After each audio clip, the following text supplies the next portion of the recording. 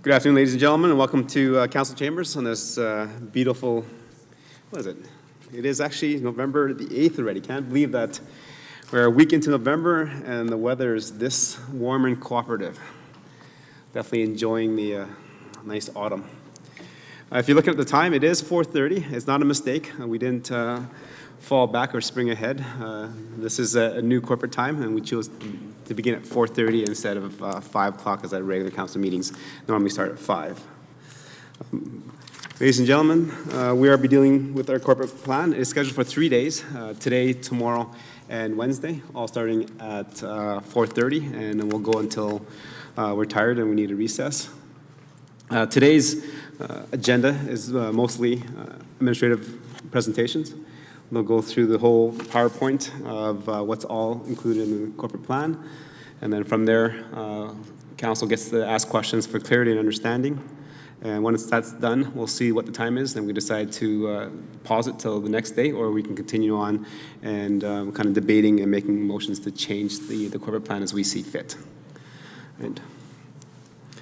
Members of council, there is an agenda before you. Deputy Mayor. Yes, thank you, Your Worship. The Town Council adopted November 8th to 10th, 2021 Corporate Plan Council meeting agenda as presented. Thank you, Deputy Mayor. I'll call the question. All those in favor? Okay, and that is carried. First up, administration. Go ahead.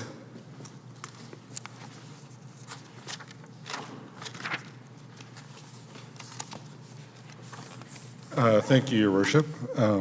A couple of quick comments, though. I'd just like to indicate that if at any point in time members of administration aren't being heard very well, just remind us to maybe lean right into the mic. I know that with the barriers in place, it can sometimes distort the sound as you're sitting there. So don't hesitate to just ask for us to speak up if we start leaning away from the microphones and any part of the presentation or explanations. Your Worship, as you quickly mentioned, we do have a presentation to provide to Council regarding the corporate plan that we're here for this evening. I have a few slides to go through. Then each department will work through their presentation as part of the corporate plan. And Your Worship, I think at this point too, just to note that we would ask that questions be held until the end. If there's anything, I'm sure there are questions, as I know Council has been reviewing this document for, I believe, at least a couple of weeks now, so I'm sure there are some questions. And even parts of the presentation may trigger some thought or question about the topic. So we'll do our best to be succinct and to the point on the presentations, but to keep things more or less on track, have questions held to the end. So. Okay. Thank you. So, Your Worship, again, and to the rest of Council, thanks for the opportunity to present the corporate plan to Council. Just right off the beginning, as we begin the corporate plan process, I would like to begin by thanking the staff involved for their input into the corporate planning process, as well as those that had a direct link to the document before Council this evening. There's a great deal of consideration and thought and effort that way that goes into it, but there's also a great deal of editing and number crunching and back and forth between staff members that ultimately leads to the document that you have in your hand and that you'll be reviewing over the next couple of nights. So I'd like to thank them just to start out. Your Worship, I would also note a couple of themes in the corporate plan, and they were included as part of the lead sheet or the quick lead sheet that was attached to this agenda. Of note, Your Worship, this is the first corporate plan that has the full inclusion of community and social development. As we move forward, I would expect that the impact of this change will filter into and influence our internal planning and ultimately support and move forward the community development pillar of the town's strategic direction. So I think that's important to note. Secondly, administration continues to strengthen our capital planning processes. As we continue to do so, the support for decision-making by Council will be increased and the value for money will be enhanced. Council will notice some changes in the way this is presented and maybe even hear more about that later on this evening. And I believe it's a progressional change, and it's a change for the better, just to both support the administrative planning processes, but certainly to support council's decision-making processes as we continue to professionalize, improve, and move through the lifetime of this corporate plan. And finally, Your Worship, a bit of a carryover comment and a theme from the 2021 fiscal year. Council of the day would remember that we made some one-off payments into our current debts, and essentially some one-time debt payments to manage the current debt load. This corporate plan maintains current reserve levels, and administration continues to monitor and model capital spending and its relation to projected debt loads. Capital grants from other levels of government are relied upon for our capital spending, and administration continues to forecast conservatively on those ongoing capital grants. Again, we'll probably talk more about it at some point, but some of our provincial grants are being altered and some changes are happening there, and they've been very clear about that. We've known about that for a few years now, that would be changing. You know, as each year passes, that clarity is achieved. As council will be aware, you know, whether it's a provincial government, whether it's a federal government, they are, you know, constantly and with good reason altering their programs and their planning and their budgets and so on. And one of the strengths of the Municipal Sustainability Initiative was that it was known and it was clear for quite some time. And that's changing, and we'll have to see how that moves forward. So, Your Worship, I guess just on that note again, as we enhance our capital planning process, it's to you know, really support, you know, I mean, the best decision-making process that we can outline and provide to council. You can move on to the next slide.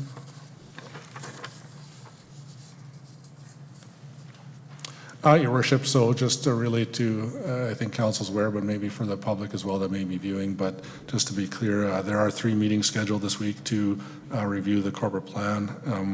Whether or not all 3 are needed is yet to be seen, but we do have 3 meetings scheduled. Formal approval is given for year 1 of the 3-year corporate plan for both operating and capital. Next slide.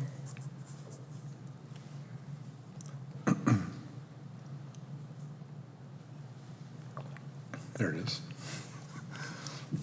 On this slide, council will see the progression of the high-level planning documents for the town of Stony Plain. Again, uniquely Stony Plain, the municipal development plan provides a long-term vision. The strategic plan outlines midterm priorities, and the corporate plan that we are here to discuss allocates the resources in the short term.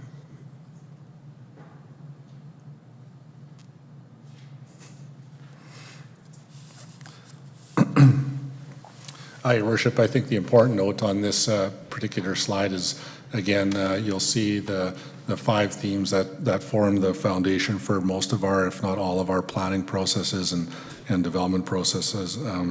Governance and partners, economic opportunity, supportive infrastructure, community development, and environmental responsibility. Again, those are the 5 sort of foundational themes that run through all of our major planning documents and, you know, do guide the decision-making of council and administration. Next slide. Yeah. Your Worship, this one will be familiar. It just outlines the timing of the process that we're here to discuss this evening. Quickly, January and March is sort of the focus on the strategic plan development. That's when council comes together in the retreat setting and you know, does the hard work there, and ultimately that gets brought into the chambers for approval. The next few months, April to June, is focused on our department business planning. So after we get the direction from council at the strategy level, staff you know, begin their work internally on their department business plans.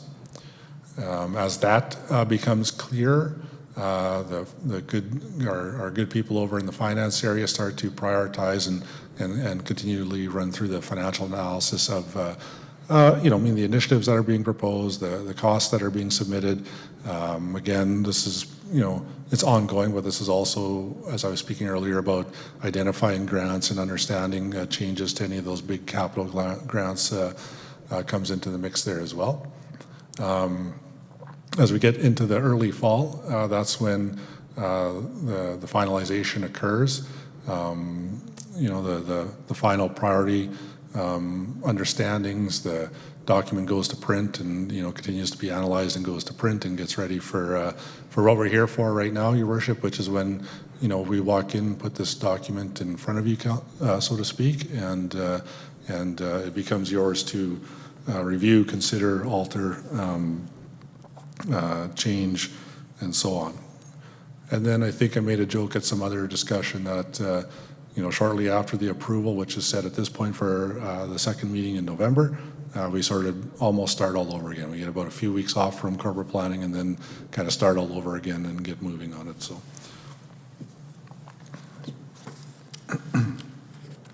Your Worship, a few comments here about the current environment and context of this particular corporate plan's development. We did bear in mind the ongoing impacts of COVID-19. Some of these impacts are diminishing, while others, notably impacts on the social fabric of the community, will ensue. And, for where it was able to, the plan did take that into consideration. The plan attempts to continue a balance between the pressures of the social and economic recovery and ongoing needs for infrastructure investment. Creating and enabling a strong community, Your Worship, does involve many aspects. And again, referring back to the foundational statements on an earlier slide, the governance and community development and economic and infrastructure. And, this plan does continue to attempt and hopefully successfully strike a balance amongst those foundational statements.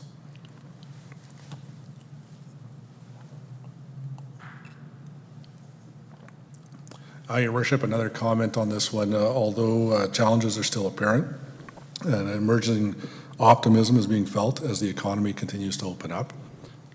Stony Plain itself, our development numbers are continuing to be solid, and we have had what I would say enhanced interest over the last 6 to 8 months, as opposed to probably the 12 or 18 months prior to that. So,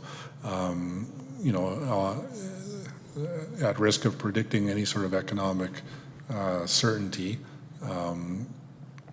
there is what I would consider to be an emerging optimism for the economy moving forward, and that is, reflected in certain aspects of the plan, but certainly a consideration that was taken in as we got into the final stages.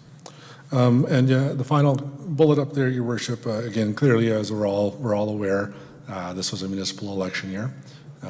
We have people who were newly elected to town council in the room and at the table, and just reflecting back to that January strategic planning retreat and direction setting.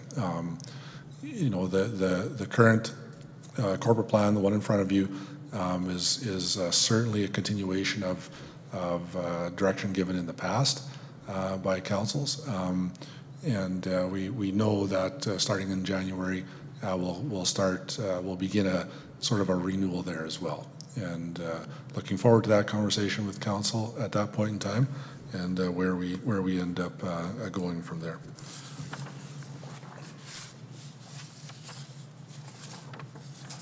And this slide, again, Your Worship, I guess just really just identifies the three areas I spoke of earlier. Again, the bringing inside the integration of community and social development. Again, just to reinforce the ongoing good work on the capital, financial forecasting and work there. And just a quick note that amongst all of this, I know it comes up specifically in the slide deck, but an understanding and acknowledgement of our current financial position, and knowing what the priorities of council will be moving forward. And I'm talking now into sort of the mid and out years, so not necessarily directly in this corporate plan, but keeping an understanding of our balance sheet and our reserve levels, debt levels, so on and so forth, and ensuring that we do the best we can to understand and forecast and provide that information to council in a timely manner. So I think, Your Worship, I believe, according to my notes, I think that's my final slide. So, last comment, Your Worship, before we start moving into the bulk of the plan. Again, we take the strategic direction of council. We work from the many, numerous master plans that have been worked on over the last few years, and ultimately try to synthesize all that into a document and a plan or to achieve those high-level goals of council. We believe we've done some good work. We believe it's a solid plan. Certainly now it's council's opportunity to review, consider questions, comments, motions, and so on and so forth. For us, it's always a point of time. We bring this thing, we bring it into the chambers, and we turn it over for our council to work with from there. So, Your Worship, I'll stop there. I believe I'm turning it over to Brenda Otto, our General Manager of Strategic Services, to take it from here. Thank you, Town Manager. Good evening, Your Worship and Council. To begin on page 7 of the corporate plan document, this slide outlines that administration has summarized the corporate initiatives that are direct actions to advance priorities within the town's strategic plan. In 2022, it is proposed the town will advance Old Town South redevelopment, the development of the first phase of a broadband strategy, prepare a highway development strategy, further develop the asset management program of the town, prepare a public art strategy, advance community inclusion and equity through the next phase of the Together We Shine initiative, and complete the detailed design for South Park Drive extension.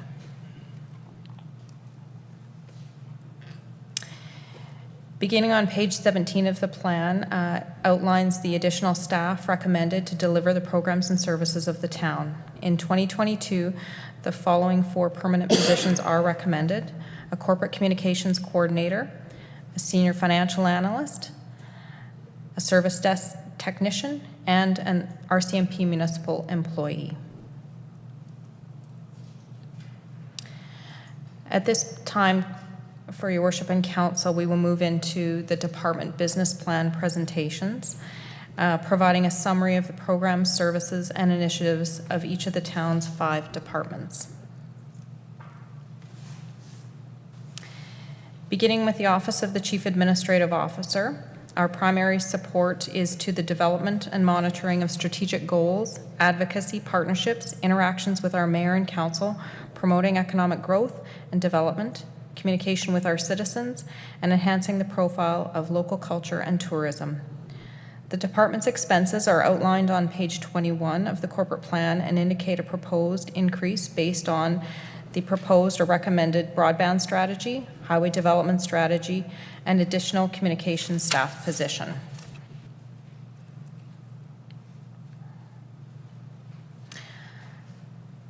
Our department priorities for 2022 are outlined on page 20 of the corporate plan and include expanding the town's communication services with the addition of a corporate communications coordinator, an update of the town's strategic plan, further partnership enhancement through the tri-municipal regional plan with Parkland County and the city of Spruce Grove, economic development initiatives that focus on commercial corridors of the downtown, adjacent highways, and Old Town South, the development of a public art strategy and implementation of the Arts, Culture, and Heritage Master Plan, as well as the Tourism Master Plan, and the continued update and replacement of town signage and banners.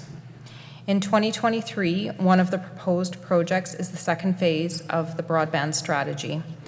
And finally, for 2024, our department services and programs are proposed at this time to be maintained at status quo levels. At this point, I'll turn the presentation over to our General Manager of Corporate Services. Thank you, General Manager, to Your Worship and all of Council. So corporate services is the department that houses financial services, legislative services, human resource services, and technology services. Our department provides foundational support to the organization in delivering the strategic priorities as well as the ongoing operations. Our focus is really around the legislative compliance, risk mitigation, and financial responsibility. You will see a summary of our department plan starting on page 23 of the corporate plan. Our operational summary on page 24 shows a slight increase in 2022 being proposed for the initiatives mainly around staffing. So we are asking for a senior financial analyst within the financial services area and a service desk technician within the technology services area. There's also some small operational increases for looking at improving our contract management systems and e-signatures, introducing that, and compensation reviews and a biannual safety event, which occurs within the human resource function as well.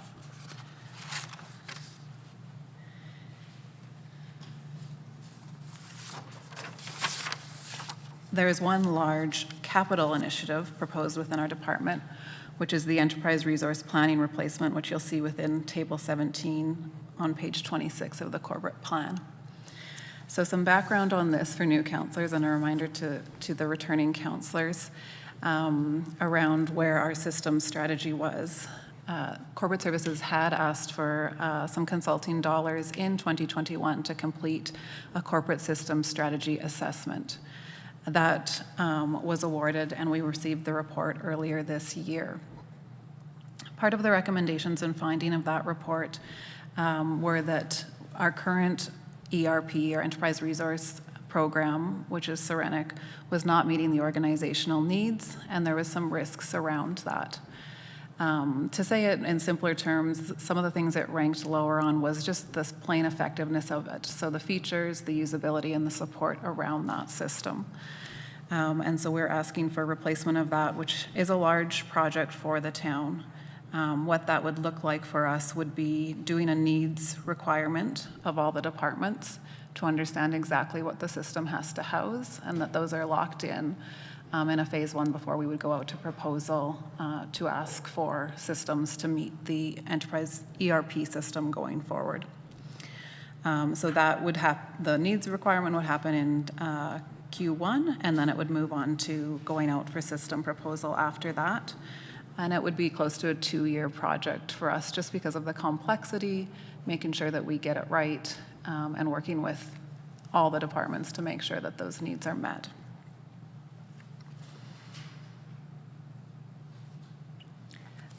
The report had identified other systems, and you'll see those outlined in the long-term capital plan, but this was felt like the number one foundational, to get the foundational system in and then move on from there into other systems so that we can integrate them in and that the systems talk going forward.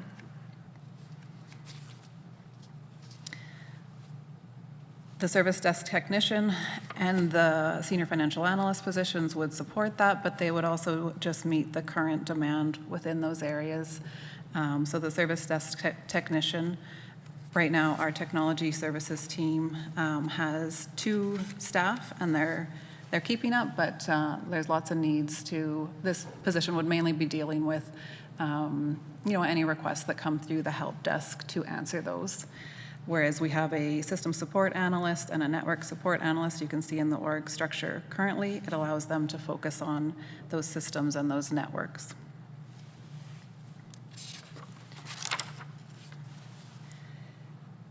The third staffing position we're asking for, it doesn't show up until 2023, and that would be a human resource assistant. This has showed up in past plans and is really supporting the team, again, just with volume of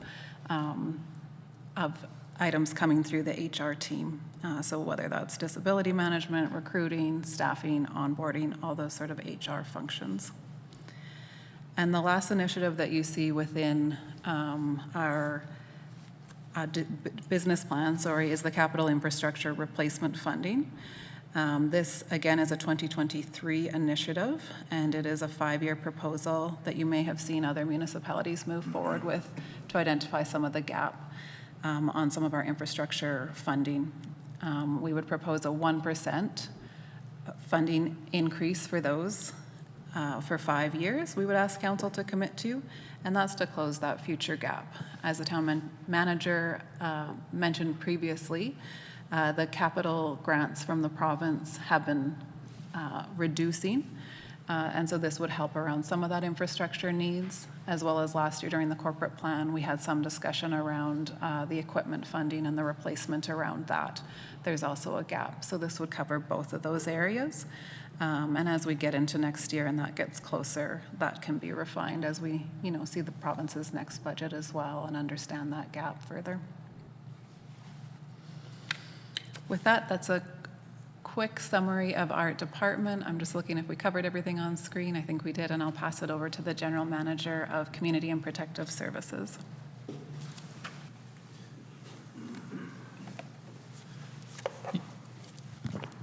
Your Worship, members of council, so Community and Protective Services Department, the major areas that we cover as a department is recreation services, so that's a lot of these special events.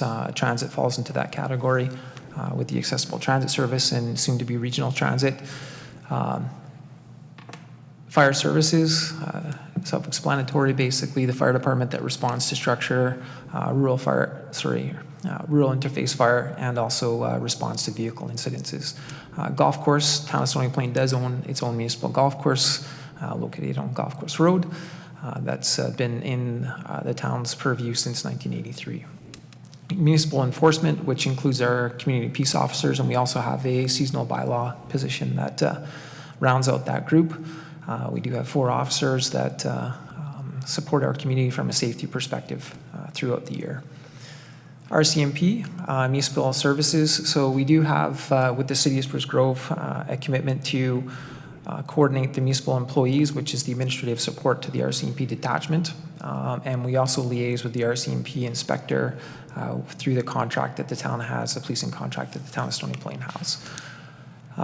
We do also have a a school resource officer under the RCMP contract that we also fund jointly through our regional partners.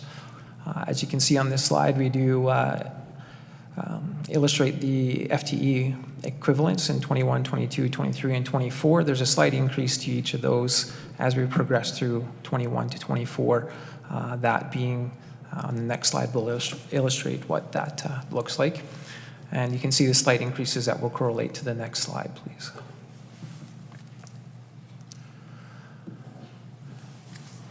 So in 2022, we're proposing the addition of an RCMP municipal employee. City of Spruce Grove is also proposing the addition of an RCMP regular member.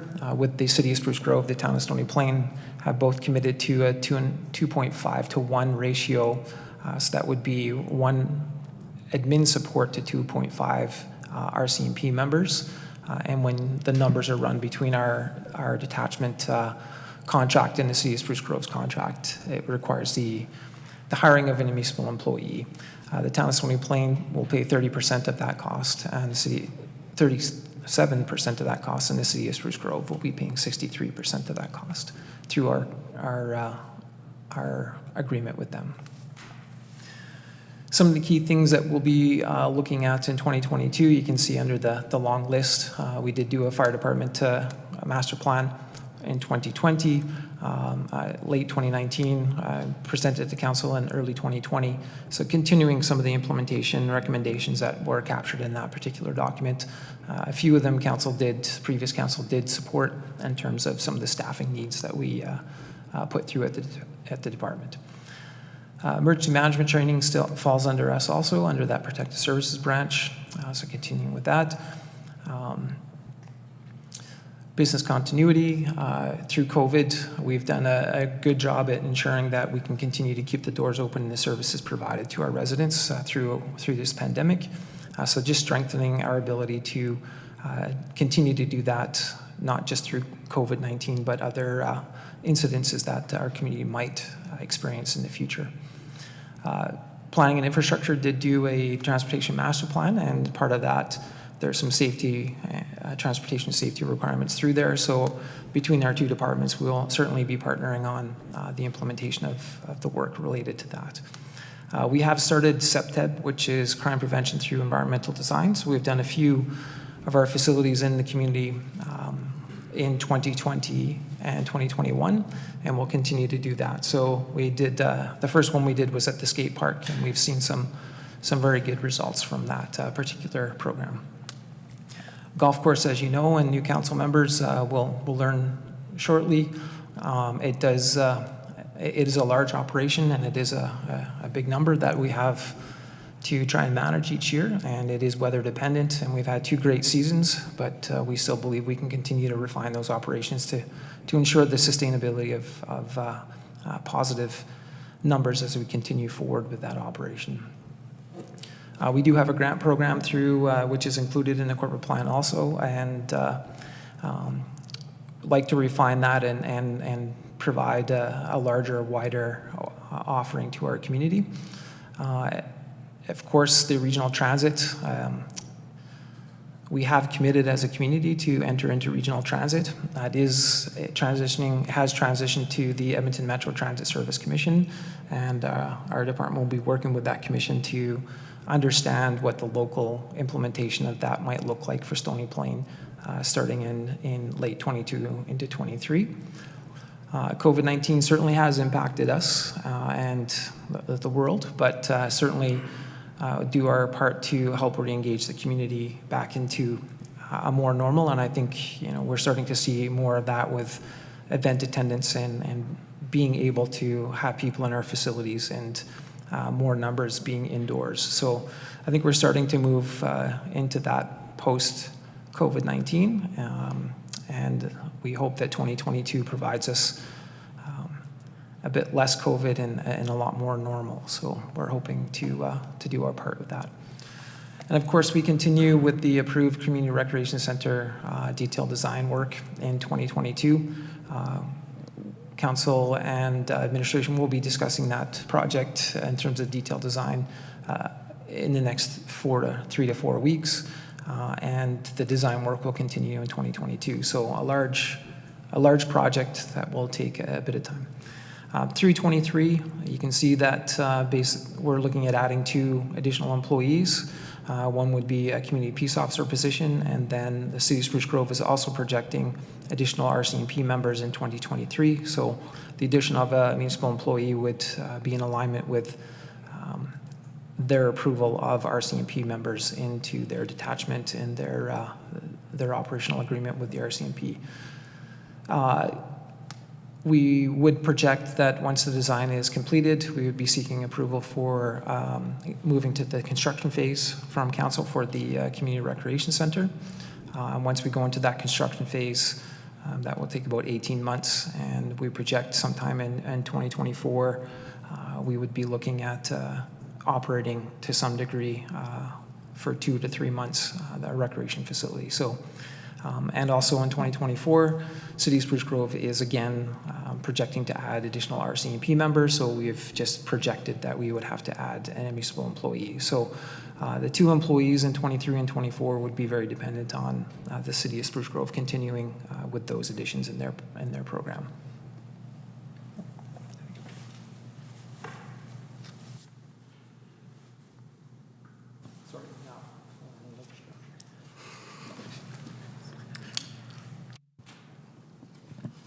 Thank you, Your Worship.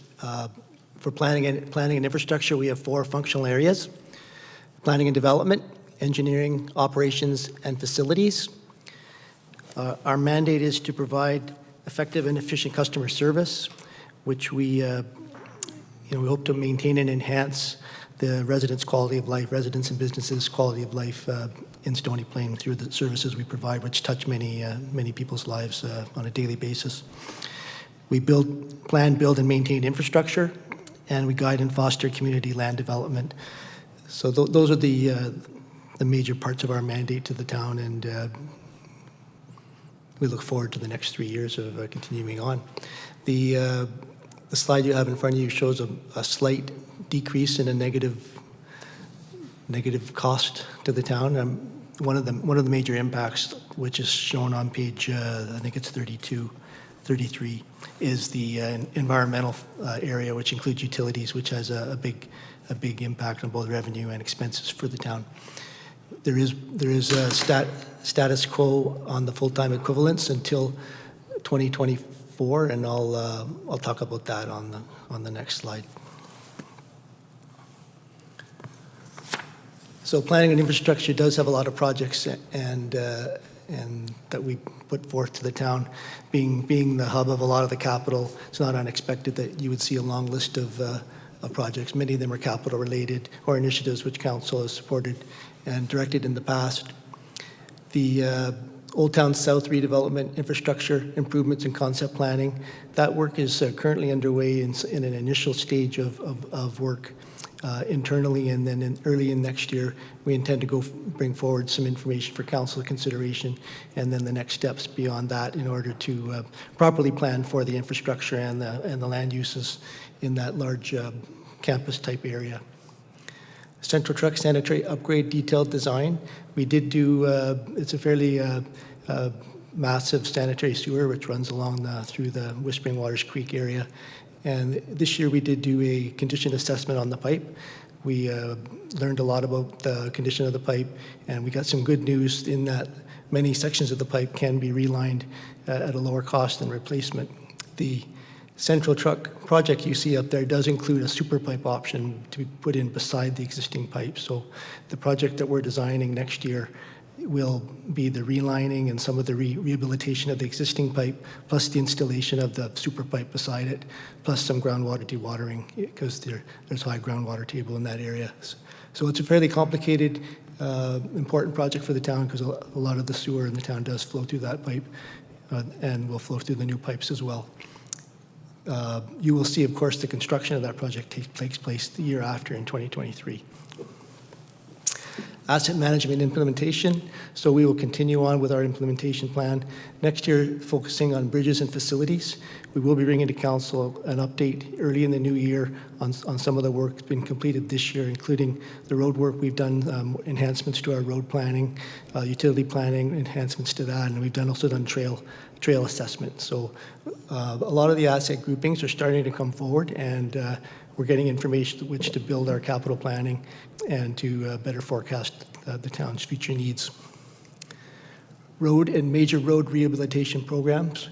So we have split up the road program into two areas. One called major roads, which is a list of some of the bigger roads in town, some of the collector roads that require attention in the next 10 years. We've identified them for certain funding through the 10-year capital plan. And then there is a road rehabilitation plan, which is more the minor collectors and the local roads that around town that also require attention. So the combination of both programs is intended to, from an asset management perspective, provide the best bang for the buck for the town on the road program with the grant money which we have available to us. Umbuck stormwater slope repair. As council is aware, there is a fairly major slope problem at the dog park slope area. Funding for that was approved this year by council. We did tender a project this year. Unfortunately, the contracting community was not able to provide us pricing and availability to complete the project this year. We'd hoped to get some of the work done this fall. So we had to cancel that tender. We're going to retender again early in the new year in order to advance the construction timing as early as next year as possible, likely in the May to June timeframe. South Business Park stormwater slope repair. There is another minor slope failure on the South Business Park. That project we've done some design work on the solution in that project, and that one will go ahead in 2022, repairing that slope. Wastewater North Business Park lift station replacement. So the North Business Park lift station is somewhat of a temporary facility. It's in and amongst the Lions Campground location in town. There was a failure this year where the the pumps failed, and there was some environmental concerns. The location of the lift station is quite problematic where it is today, and was not designed to meet some of the needs of today. There is constant yearly flooding in that location. The infrastructure is not set up for the situation. So we are in the midst of designing the replacement for that lift station, and you'll see in the corporate plan, construction is planned for 2022. Trail connection to Spruce Grove. This detailed design is the second trail the council directed us to work with Spruce Grove on. So we have completed a preliminary engineering with some options. It's just wrapping that up now on where the second trail might go in relation to the Highway 16A. And so we're going to, we'll come back to council with more information once that project wraps up. This project is stated for design next year and construction in 2023, and it is a cost-shared project with the City of Spruce Grove. Urban Agricultural Master Plan, that's a plan which is underway to be completed next year. Environmental Master Plan, that was approved by council this year. Next year we will start monitoring and start some of the smaller items in the plan and trying to figure out where we might go, and based on the plan that council approved, there may be some changes that we want to consider based on where the community is in various areas, including I would say solid waste and recycling and some of those types of things. The housing strategy implementation, so that strategy is underway now and is due to wrap up here in December. So that will give us some good information to which to build forward changes to our land use or other factors, regulations which might be prudent and agreeable to council and the community. Crosswalk improvements, you see that in all 3 years of the plan. It's a smaller project to put LED flashing lights at 2 locations a year. So we do have a long list, and I think it does keep growing. And crosswalk safety and pedestrian safety is something which I think the town will have to consider on an annual basis as vehicle speeds and pedestrian safety needs to be considered. South Park Drive extension detailed design. So council did direct us to come forward with more information on the South Park Drive project. So the detailed design is scheduled for next year. The construction is scheduled further off in the capital plan, and mainly due to financial considerations in the capital plan. 2023, there's a long list there that is somewhat of a continuation of many of the ones I just mentioned. A couple which I'll I guess bring forward. There is a couple of levy projects which start to show up in 2023 and 2024. On the wastewater side, there's a network trunk on the east side of town will be proposed. There's a number of different options there, and so we will be looking to work with development community, basically on a first come first served basis, because we're not sure. There's a number of options, one including, the number of developments which have come forward. So we're basically got that one penciled in for the timeline and to ensure that the money is available when the town needs to pull the trigger on those trunks in order to grow the town in that direction. Flood mitigation project detailed design. That was a project which came forward in 2020. There was a long list of $15 million worth of projects ranked for various degrees of value. And so the project number 1, which is a Whispering Waters Creek project, includes a stormwater management facility close to where the BMX track is, and 2 culvert upsizings south of there. That project, the idea here, due to financial constraints, we've got it scheduled in 2023, and it is for the detailed design in 23 with construction to follow at a later date. Active transportation strategy, that's one which was approved in 2020. Again, due to financial constraints, it's showing up in 2023 for one component of the strategy. There is it will take a number of years to complete that plan, and you'll see in the capital plan how we've staged those improvements. Focused mainly on gaps in our program, both trails and sidewalks in commercial areas and transit areas and some of the other areas in town which gaps have been identified. 2024 is when we have 2 service changes. Asset management specialists, so as you're aware, we have been building our asset management plan over the last few years.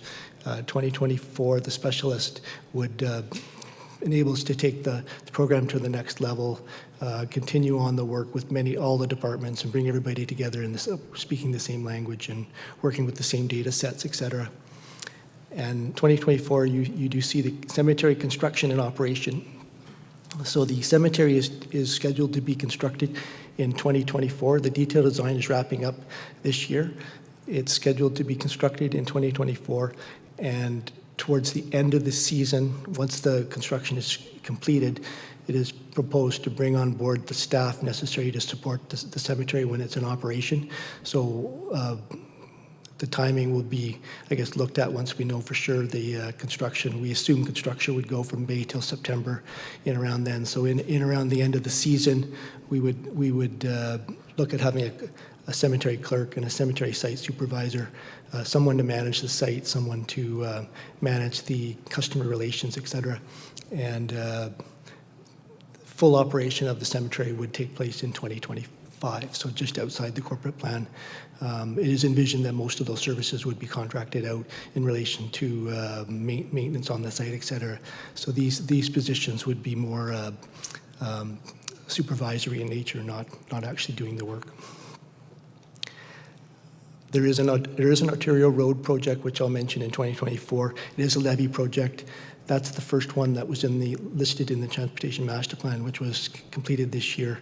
It is the lane expansions on Highway 628 down near West Terra and High Park, the left turn lanes into there. So that one's a big one. So the design is in 2024 and the construction is 2025. Your Worship, I'll pass it over to Community and Social Development.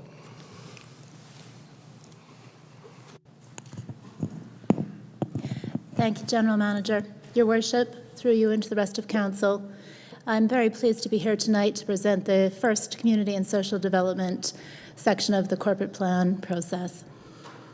So our department, we include poverty reduction, mental wellness, inclusion, healthy relationships, the youth center, and the volunteer center. Our goal as a department is to act as a catalyst and partner on community initiatives and priorities. We believe in using evidence-based decision-making processes, looking for creative opportunities to build relationships, and commit to fostering increased collective impact for our community. You'll see the budget presented with 2022 as the starting figure, as we've entered the department or the municipality as a new department. The budget figure for 2022 represents a $45,000 increase over 2021, and that amount includes the Together We Shine initiative, which is part of the corporate initiative summary section of the package. We have 7 full-time equivalents, and in 2023, we're proposing to increase that to 7.4, which is a 0.4% or a 0.4 full-time equivalent increase to the volunteer development officer position.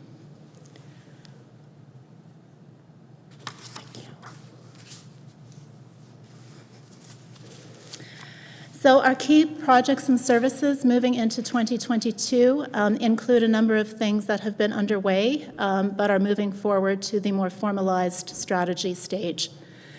So earlier in 2021, Council heard the presentation regarding the poverty reduction strategy, and now we're moving into the action plan development, which is taking place over the next couple of months.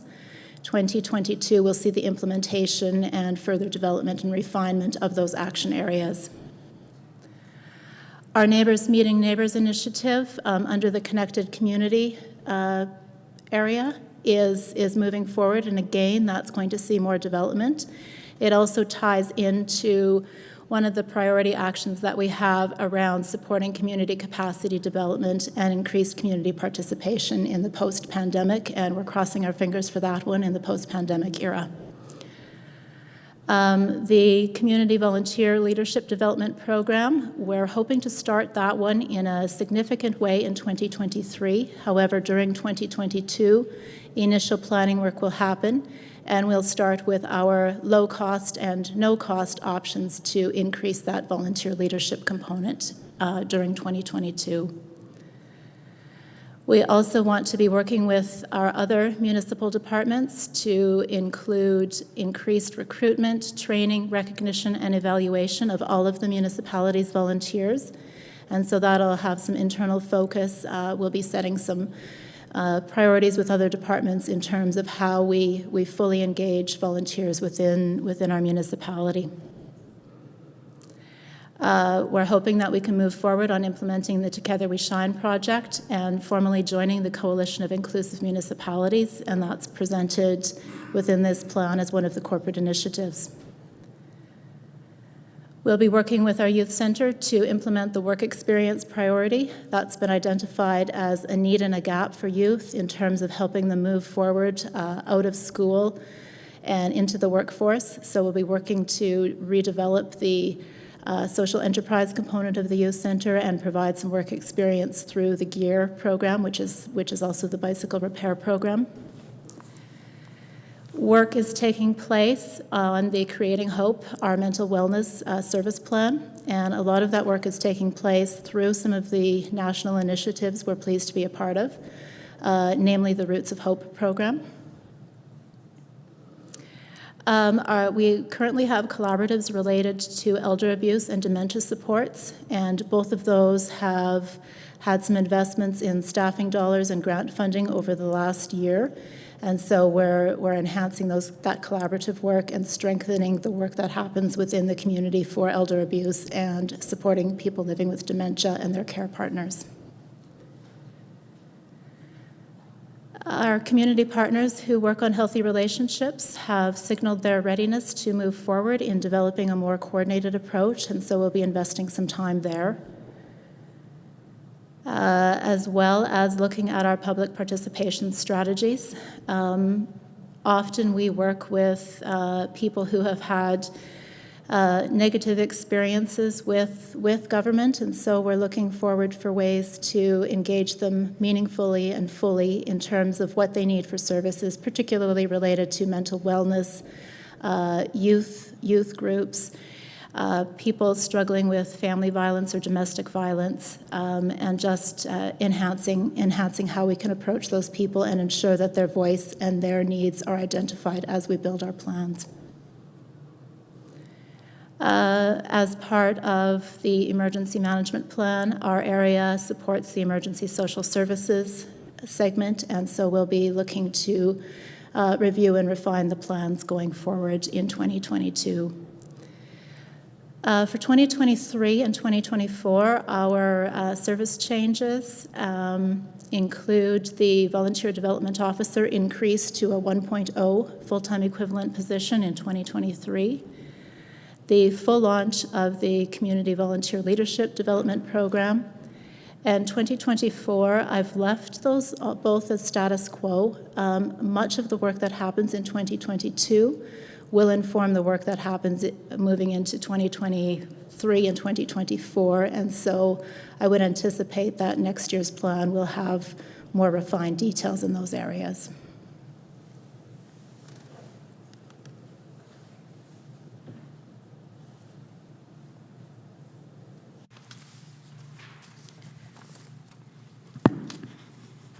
Your Worship and all of Council will now walk you through the fiscal plan. So you just heard from all the departments and all the initiatives coming forward, and we'll just take this opportunity to now walk you through what that means from the financial side of the town. Next slide, please. So I'll walk you through some, as well as our manager of financial services is here as well to speak to some of the items. So this is a summary of the statement of operations that you see within the plan. And as you can see, revenue has increased in 2022 by 2.2 million, with most of that coming from the utilities portfolio of 1.1 million. There's also increase of 400,000 in government transfers for operating and other small increases across all sources of revenue. The expenses increased $2.7 million from 2021. Again, most of that is attributable to the utilities that the Planning and Infrastructure GM spoke to. By 400,000, we have protective services increasing 450,000, and that's mainly due to the recent RCMP union negotiations. General government has increased 385,000, and that's for the staffing initiatives that you see in front of you tonight. There was 3 staffing, and those all fall within the general government category, being communications, finance, and technology. We also had the addition of the Community and Social Development Department, and you see that showing up now within the chart of statement of operations. So those things all coming down determine that we need a tax requirement increase of 3.52% or 600,000 in 2022, and that's the plan presented for you tonight. Next slide, please.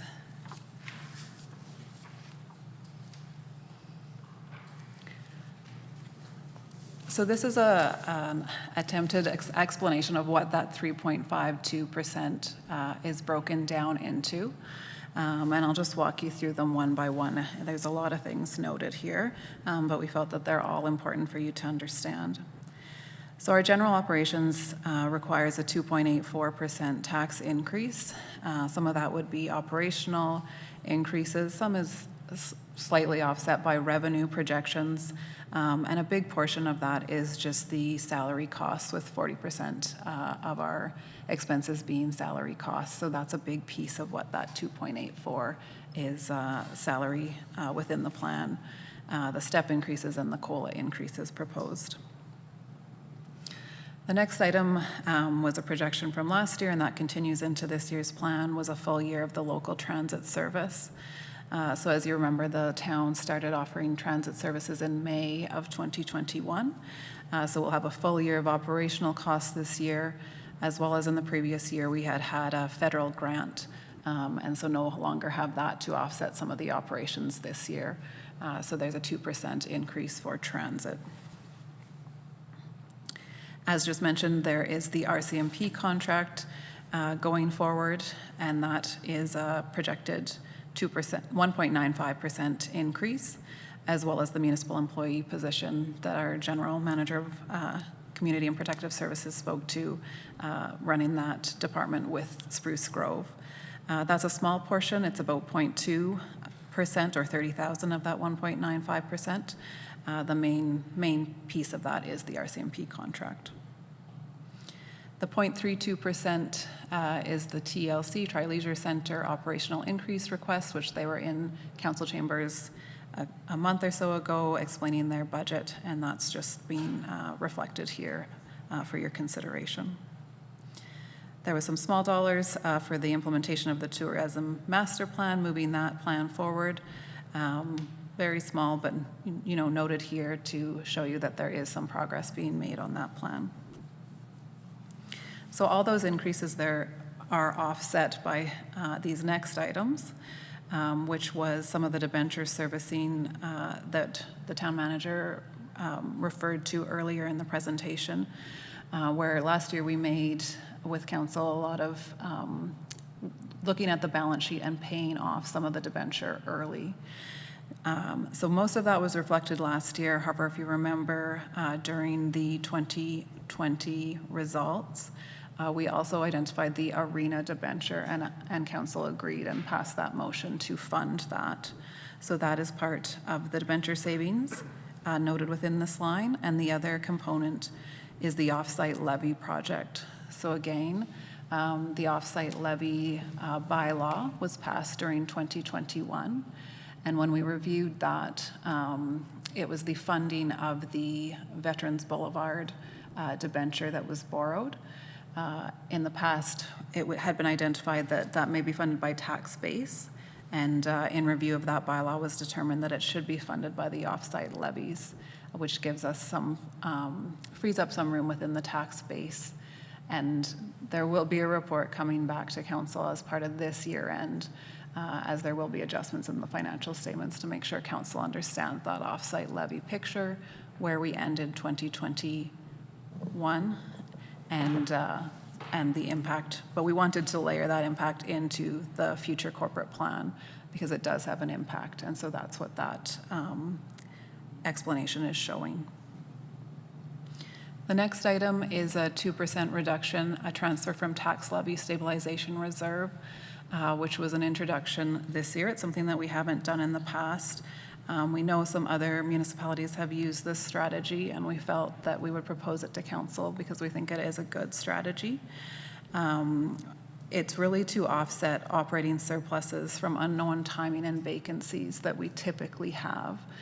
So for those of you that have been around, or we do bring a surplus from budget report back annually, and we typically have had surpluses. In the past 10 years, there has been 2 deficits, and those were sort of weather-related. One was weather-related, related to the golf course, and one was snow-related. Otherwise, we tend to project out quite, not large surpluses, but definitely surpluses, which are usually attributable to staffing vacancies and things that we can't really predict timing-wise. So we're proposing to try this strategy, which would, to me, keep that surplus low. You know, we may not need to have this transfer because that has been the past experience. There is a little bit of uncertainty this year because COVID. It still feels like things are a little bit uncertain and unpredictable. But that is what the 2% proposed within the plan is, that transfer from the tax levy reserve. We have also projected a 1% in new growth in the assessment base. We're feeling quite solid on that number because there has been a lot of new building going on in the last year, and we've seen those permits coming in and those structures actually going up. So that will offset, there's new people paying into the tax base, so we don't have to tax as much to the existing assessment. And then the final item is the 1.63% for the proposed new initiatives, which are those staffing positions.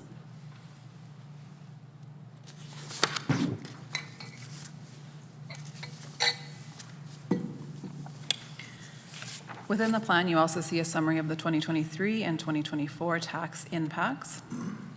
Again, for both years, you do see a 2.5% overall operational increase. And again, most of that does relate to salaries, the increase, the steps for the current staff, and a small COLA allowance. We do receive some projections from the RCMP around their future staffing costs, and that's what's reflected within the years 2 and 3 for you tonight. So for 2023, it's a 1.28% for the RCMP contract, and again, the additional ME, municipal employee position. The Heritage Park debenture phase-in, well, it's a small amount, 0.28. Just wanted to remind council of where this one came from. Back in 2018, council made a motion to stage the Heritage Park debenture in over 5 years. And so this is year 4 of that proposed motion. And so there's a slight impact of that amount to be able to fund the debenture from the tax base. For 2023, we've included an estimate of 0.5% growth, maybe to give council some context. And as those years get closer, we'll have a better picture. And as the town manager stated, hopefully the economy is improving and there's more and more growth within the town, and we would revise those numbers. To give you a context of what that means in assessment dollars, for a 1% growth rate, it is $28 million in residential assessment or $23 million in non-residential. The proposed initiatives within the 2023 plan total 5.21%, with the largest one being the Community Rec Center. Moving on to 2024, again, a similar story to what I just spoke to in 2023. The overall operational increase, some RCMP contract costs, and then the proposed initiatives for 2024 proposed are 6.14. And that's because some of the operational costs for the rec center and the cemetery would start to come on in 2024 with a further impact into 2025.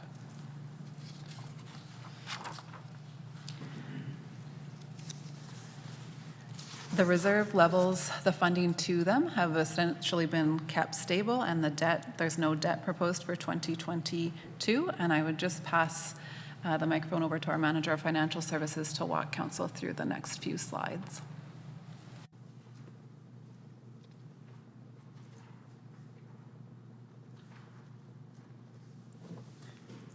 Thank you, Your Worship and Council. If we could just go back one slide.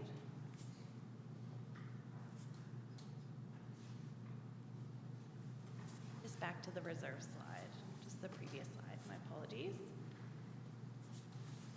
The chart on the screen before you reflects the reserve balances split between operating and capital reserves.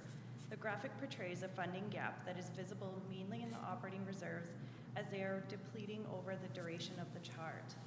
The detail of the funding gap is present in multiple reserves as shown on the reserve chart on page 78. The operating reserve includes $1 million in 2024 that is committed to the land school reserve, of which is fully committed for the future. Challenging economic conditions and attempts at making a reasonable tax rate have resulted in reserve depletion, causing difficulty funding future capital requests. As a result, debenture financing has been applied due to lack of reserves in some situations. In 2021, Council approved the updated reserves policy, which outlines standards and guidelines of the town's reserves and provides optimal reserve health target to strive for. Administration will continue to monitor and revise reserve transfers as fiscally sound throughout the corporate planning process.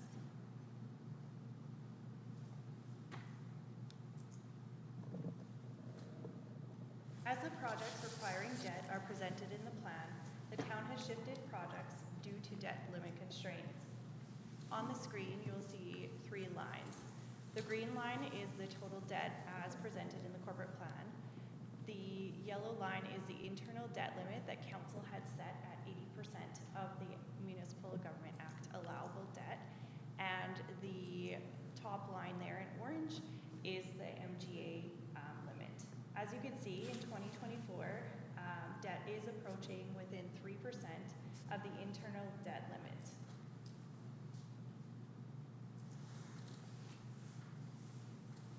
Debt is a financing source used to pay for typically large capital items in which reserves or grants are not available to cover. Debt is paid through taxation or user fee increases. The town has planned for significant projects requiring large cash expenditures, and as a result will be experiencing a heavy reliance on debt in the next coming years. Projects requiring debt have been evaluated and reprioritized to maintain within the internal debt limit. Within the 3-year presented, as noted, we will be approaching the 3% of our internal debt limit. This impacts the organization's financial flexibility regarding potential unknown projects without reprioritization. New debentures within the 3-year window of the corporate plan are highlighted in the chart before you. Debt payments occur on semi-annual basis, and as such, only one payment is made in the first year of the debenture is withdrawn. Therefore, new debt taken in 2022 will not fully impact the tax rate until 2023. So that's where you see, for example, the bottom one, the Community Rec Center, you'll see $473,000 in 2023, and then an additional $473,000 in 2024. So the total tax impact is those 2 numbers added together.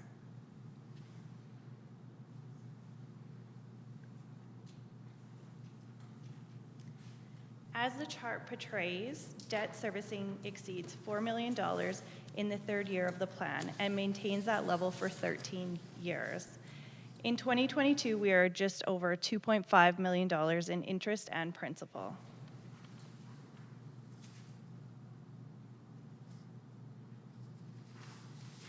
The projected revenue for 2022 is consistent per revenue class to the prior year.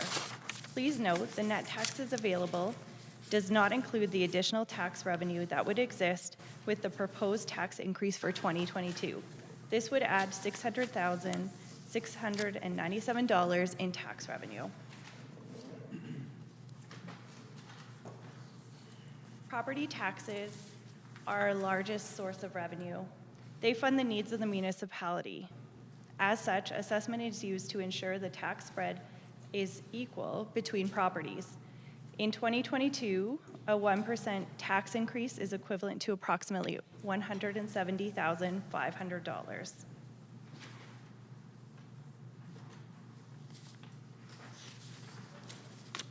The assessment projection for 2021 includes approximately 1% in new assessment. The total projected municipal tax levy for 2022 is $18.3 million. The increase in tax levy is calculated at $1.45 per month, or $17.40 annually increase for every $100,000 of residential assessment value. Based on an average home of $350,000, this would equate to approximately $60.90 annually, or $5.08 per month. The non-residential tax rate has steadily declined since 2017 due to growth. The town's residential tax rate has progressively increased. The town's updated policy states the tax split between residential and non-residential taxes will move towards the average split of Edmonton Metropolitan Region Board. As a result, this has increased the non-residential portion in 2021.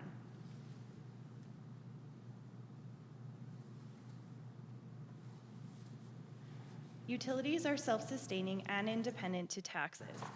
Commodity cost increases, along with the proposed service changes listed, account for the proposed rate increases to the utility rates.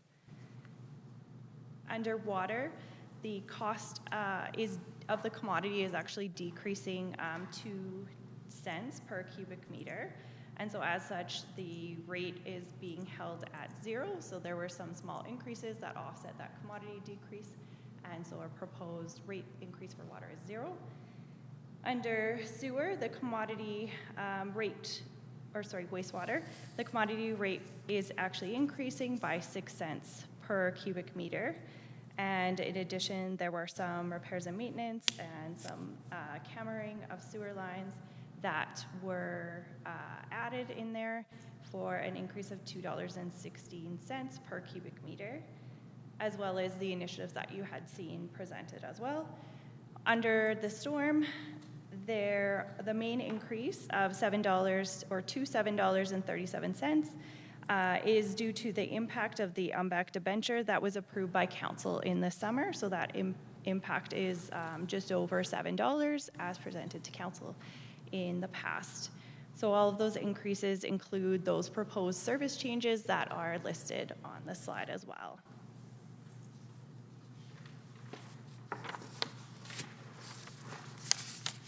Under solid waste, the fees will see a slight increase of 1.4%, and this is just to cover increased servicing costs.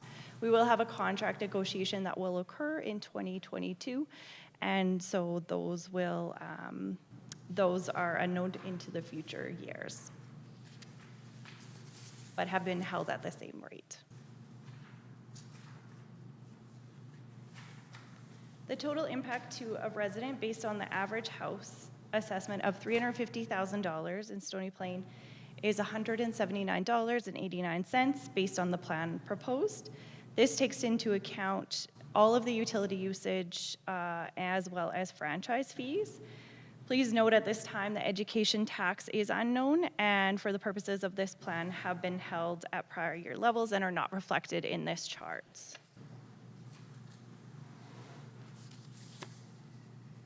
Total government transfers have been reduced from over $7 million last year to $5.2 million.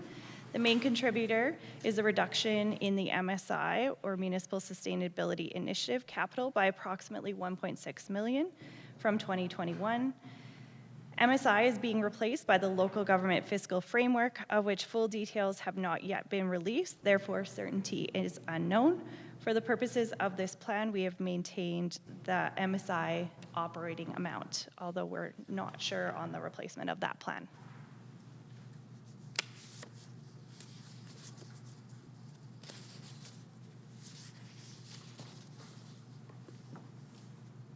Expense classifications remain consistent with prior years, and the total $38.7 million in expenses for 2022 in the plan presented.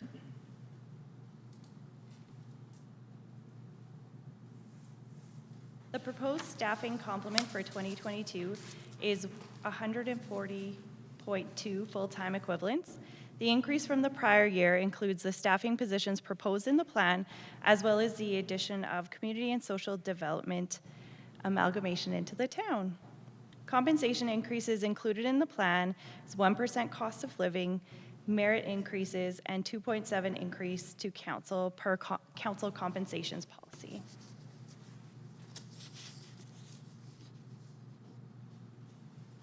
Grants have been maintained at the same level, with the exception of the TransAlta Tri-Leisure Centre, of which mentioned already, presented their plan just about a month ago and was based on their budget needs.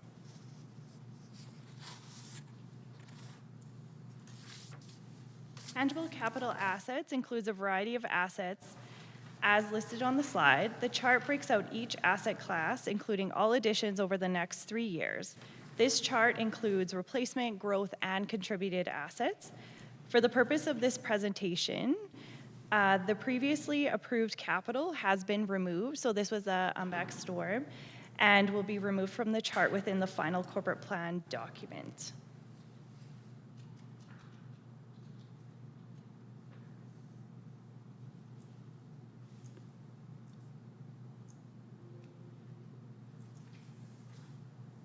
Administration continues to build on asset management practices and financial forecasting for the town-owned and planned assets. During 2021, an internal capital charter process was introduced, as well as a separation of the growth from the replacement. This process will continue to advance to refine 10-year needs, as well as funding strategies to support. The corporate plan will seek council's approval of the capital budget in the amount of $16,201,500, of which includes contributed assets in the amount of $6.7 million. Outlined on this presentation is the breakout between municipal, utility, replacement, and growth. We'll go through the charts depicting the capital areas with significant growth in the coming 10-year plan. The orange on the next few charts depicts growth, whereas the gray shows, sorry, my apologies. The orange on the next few charts depicts replacement, whereas the gray depicts growth or new capital. These charts show the new capital request in relation to the current capital replacement. The first slide is civic infrastructure, which is defined as assets required by town to provide town services from the resident's perspective. This would include items such as town office building, public works facility, and software.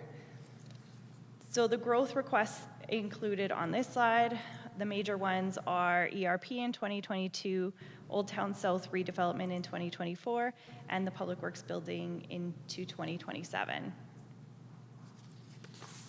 Recreation, parks, and culture include assets needed to support delivery of recreational services. This would include the arena, pool, parks, equipment. In 2023, you can see the community services, the Community Recreation Center. Community infrastructure includes assets primarily used by the community. For example, Heritage Park Pavilion, Community Center. This is where the cemetery initiative is placed in 2024. Transportation classification includes roads, trails, and sidewalks network infrastructure. Examples of these would be roads, trails, back lanes, bridges. Major growth capital items include the Spruce and Stony Trail connection in 2023, the pedestrian rail underpass in 2025, and South Park Drive extension in 2028. Storm includes all of the storm infrastructure. Growth requests in this area include the snow storage site in 2025 and the flood mitigation strategy implementation in years 2027 and 2030. The Umback Storm Pond in excess of $12 million has been excluded from this chart as it was previously approved, but that would show up in 2022. Water Network has multiple growth requests, with the largest in 2024 for the Water Network main in excess of $4 million.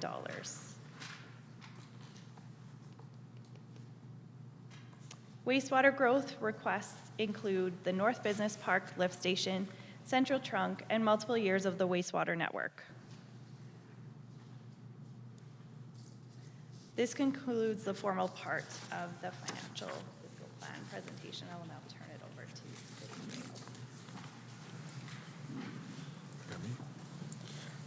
to So, Your Worship,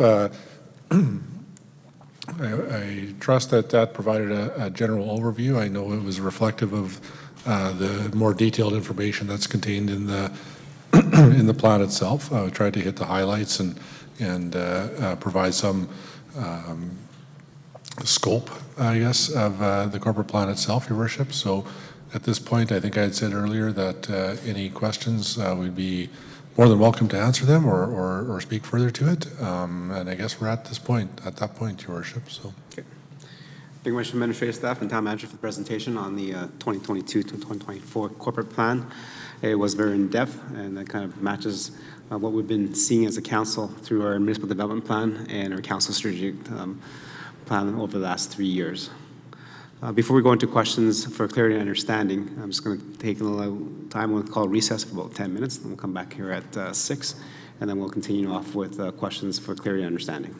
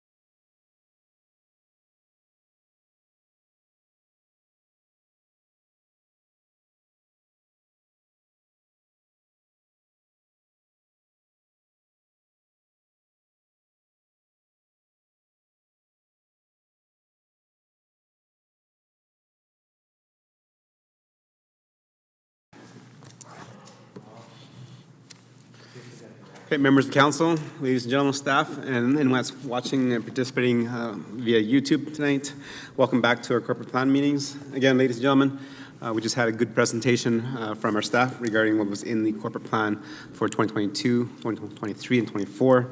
If you have an opportunity and you have lots of time, please go ahead and rewatch it because there's a lot of good nuggets there. Ladies and gentlemen of council, again, we're going to refer and use our white binder, please.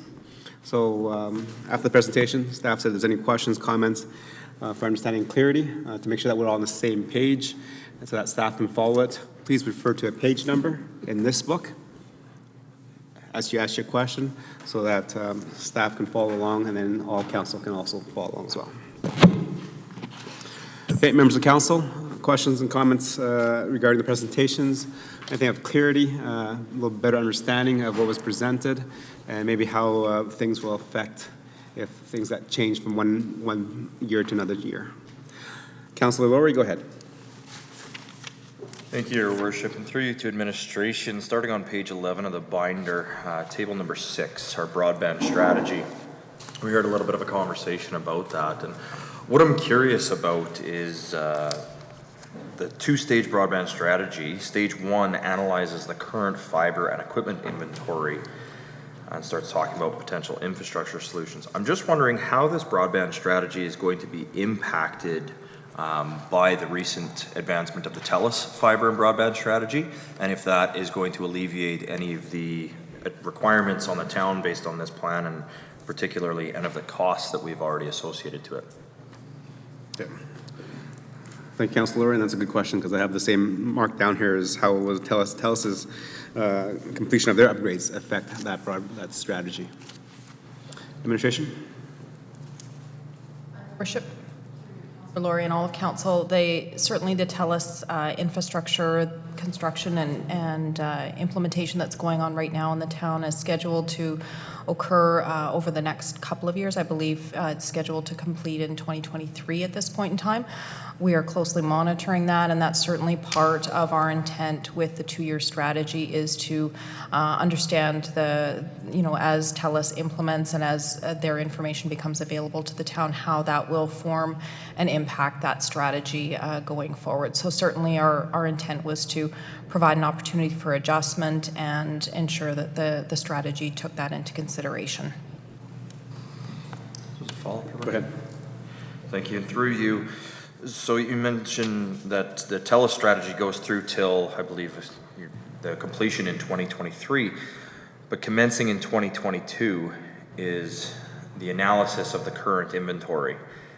And I'm concerned as to how do we complete an analysis of current inventory if the TELUS project isn't complete? Your Worship, through to Councillor Laurie and all of council, the understanding of where the construction and the status of the project for 2023 will be known to us in 2022. And so our understanding of what their construction plans will be at that point in time will be known, and we will be able to make a strong understanding of how the plan can be implemented based on that information. So the work that we're doing in advance of 2023 implementation will certainly inform and provide us with the understanding of how to proceed with the strategy overall. Excellent. Thank you. Thank you, Councillor Lowry. Members of council, any other questions for clarity and understanding?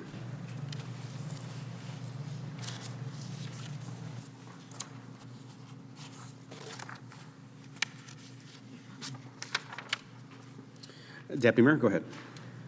Thank you, Your Worship, and just referencing page 26, table 17, I'm just curious because the expenditure is so large. If we have any idea how long this replacement will last us for?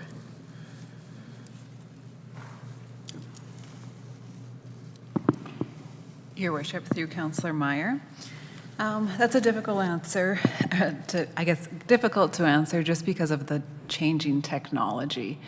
So, our hope is always that it would be a good base and that would be evaluated during the request for proposal to ensure that it's a stable company that could last with the town for, a number of years. We have seen some of our systems get purchased out or bought out, and, that's where it becomes a little bit more difficult to understand what could happen into the future around that. But I think the project proposed for council tonight is doing it right and getting it right and spending time to make sure that this will serve the town longer term and meet the needs of the departments. And so I hope that helps. It's, not a perfect answer, but it would definitely be long-term. And, system implementations and change of systems are extremely difficult and challenging for the department. So it's not something that we go into lightly or that, we want to do in the near term. So I would, there'll be a lot of diligence done around that to ensure that it goes into the, long term. But there are those uncertainties around vendors and software and changes of new technologies. Okay. I'm just going to jump onto that one as well. Thank you, Deputy Mayor. Looking at the same chart on table 17, I'm looking at in terms of, I think it was presented that staff would talk internally with all the departments to figure out what is actually necessary and what kind of baseline we need. I'll ask, is there any consideration to have a sort of a tracking system in there in terms of the reported problem, reported issue that we have on our website right now, so we can track requests and concerns from our residents? That's very visible and easy for members of council and residents to see in what process or stage that concern is and if it is going to be addressed. Your Worship, it's a good question, and it's definitely been an identified need. That would come into play in the 2024 work order system, or customer relationship management is the other term. We're hoping to combine those two, and that would be, both internal and external facing. So the goal is to get the enterprise resource system in play first, the foundation, and then this would hopefully integrate, or we would understand that first piece. So you wouldn't see that until 2024. That's what the 124,000 proposed for that is.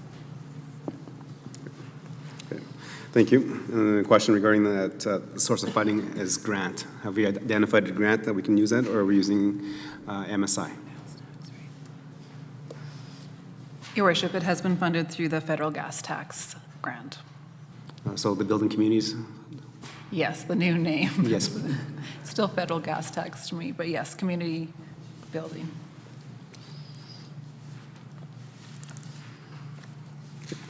Thank you, Deputy Mayor. Any other questions of clarity and understanding from members of council? Councillor Hansford, go ahead. Thank you, Your Worship. It would have been wonderful to have this little booklet as I was going through this binder. Then I could have matched it in my mind. I don't know what page in here, but in this presentation folder that matches what the public is seeing as they're being, as they tune into live streaming, we talk about the 3-year strategic plan and the proposed tax increase for this year and the 2 subsequent years in this 3-year strategic plan, both with the last two 8+% and 9+%. And yet, in those very same years, we are putting away a large amount of money in reserves. Could you help me and all those who are with us here in chambers and over live streaming understand how we raise taxes in the upper single digits when we have a large amount of those going into reserves? Are they designated reserves for particular things that we must put that money aside for, or is it just a safety net? Thank you, Councilor Hansford. And I think that's part of the fiscal plan. That starts on page 53, I believe. In the big binder? Yes. Okay. But I think I'll leave that to administration to answer regarding the transfers in and out to reserves. From my understanding is that reserves are earmarked for specific items and projects that council has put forward. In terms of the high single number digits, again, as explained by administration, is that there's very limited factoring into those tax bases. So as you can see from the presentation, the growth is only 0.5 instead of maybe the full 1% or 2% that could happen within municipalities, and also grant funding for different projects. Those things that we cannot account for, so when administration does the 3-year budget plan, the only thing that we can be sure about, fairly confident, is year one. Is year one. So those other years, Mr. Mayor, are looking at things in a general sense because we can't define them yet, correct? That's correct. Okay.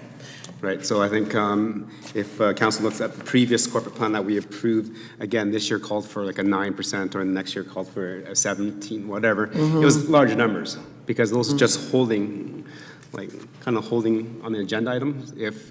If we complete all our strategic planning, our capital plans with zero tax dollars, with zero partnerships, zero collaboration, zero growth in the community, that's what would happen. Okay, thank you. Okay. Administration, anything else to add on that? No. Okay, thank you very much. I don't think they have anything to add to that, so let's.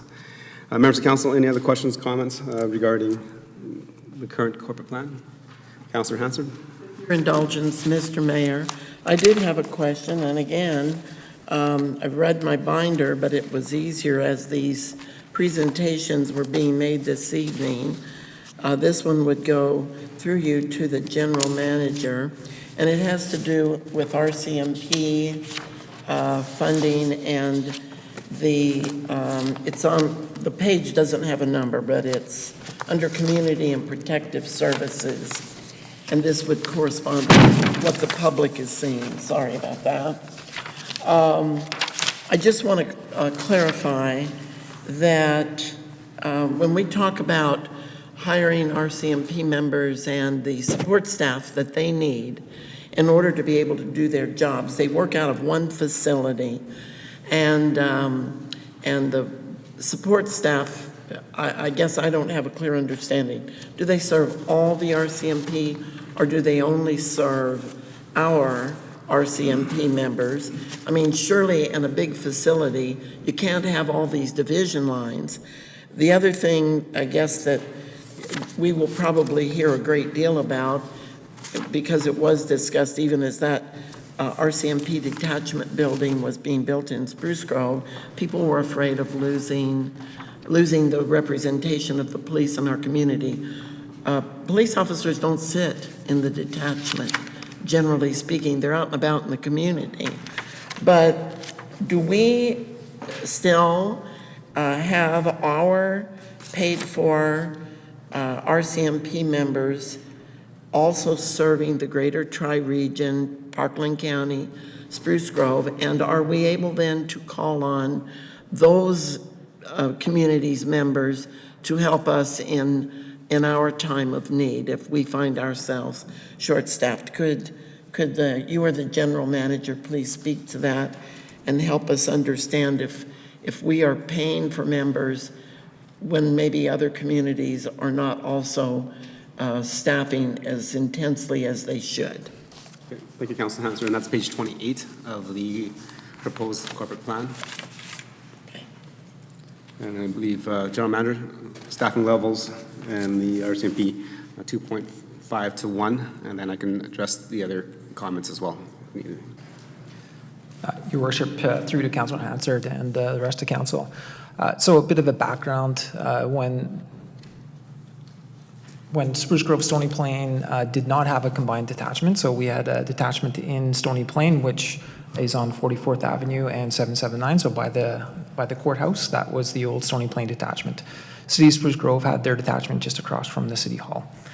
City of Spruce Grove, Town of Stony Plain entered into a partnership, and we agreed to build a detachment that would house both of our policing agreements. So We're 18 regular members, and City of Spruce Grove is about 25, 26, 27, somewhere in that range. So we partnered, we agreed, we built the parkland detachment. So both of our forces are there. In addition, there are provincial forces that are there because there's the rural Parkland County, which is also serviced from that detachment. Recently, the provincial government made a change, and rural entities are now paying a proportionate share of their policing services also. So there is also federal services that come out of the police detachment. So we do have a combination of federal administrative support staff, and we also have a combination of administrative support staff, and the number equals those that are required to meet both the policing contracts of Spruce Grove and Stony Plain. So in effect, yeah, we have a combined admin group that service all RCMP members out of that particular detachment. With respect to response, they will go and they will send their members to the area of which the response is required. There's 4 watches that occur out of our detachment, and those watches go throughout the coverage, the area of coverage that is required under the policing contract from Parkland County, whether it be Spruce Grove or Stony Plain. An example, Sunday, there was a high-risk event that happened in Stony Plain, and it wasn't just Stony Plain designated officers that responded to that particular event, and that event was de-escalated or concluded in under 20 minutes. So I would say that, you know, we have some advantages with respect to Stony Plain typically would have 18 in our detachment. If we were a little bit more isolated than we are, we would be only 18. And so when you have holidays, parental leave, sick leave, those types of things, you perhaps don't have a full complement 365, 24 hours a day. With a bit of an integrated detachment, so to speak, in terms of the inspector being able to designate his resources as deemed necessary, it provides a bit of an advantage to both of us. So, you know, I think is a give and a take, but I think we do get a high level of service as a result of that. You did mention visibility in the community. RCMP have vehicles that don't have markings, and there's several of those in the community that you may not know are here, but there certainly are here. And there certainly is evidence of marked vehicles driving throughout our community. So they can't be everywhere all the time, but certainly there is an effort for them to be in the community. And as you've stated, they don't often do their work out of the detachment necessarily. Their cars are set up for them almost like a mobile office. So there is an encouragement and there is support from the members for them to be in Stony Plain doing that type of work in their vehicle. Gassing up, having coffee, meeting with people certainly happens. COVID probably has stopped or paused a little bit of that public viewing simply because restaurants weren't open, people can't be in restaurants, those types of things. So certainly I think we are achieving what we're expecting from our RCMP detachment under our policing services contract. I hope that answered all your questions. To the general manager and you, Mr. Mayor.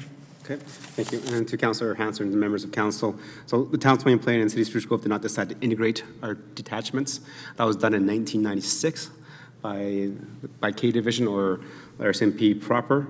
So back in 1996, the detachments were already amalgamated and integrated together. They're just operating out of 2 facilities instead of 1. And at the time, when council reviewed it, the current and existing RCMP station within the town of Stony Plain was falling apart. It had a roof cave-in due to the snow. There's also asbestos and other working conditions that were not workable for our staff. And hence, we needed a new facility. And at that time, City of Spruce Grove was actually outgrowing theirs as well. So that was the catalyst for us to create a joint facility. But in terms of integrated police services, that has happened in our community since 1996. Okay. Councilor Pletchko?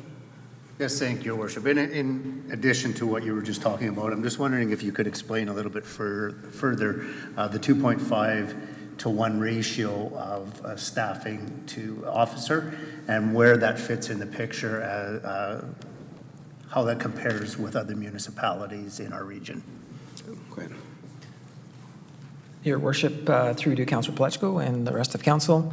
A few years back, we did a bit of an analysis in terms of our municipal employees and the ratio to regular members in our detachment. It varies across the province, certainly varies across the province.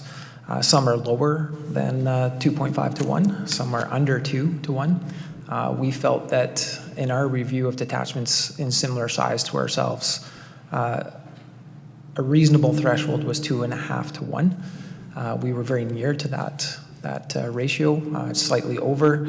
The additions that we're proposing in the corporate plan process at the end of year 3 basically puts us 100% on that 2.5 to 1 ratio that we agreed to with the City of Spruce Grove and ourselves.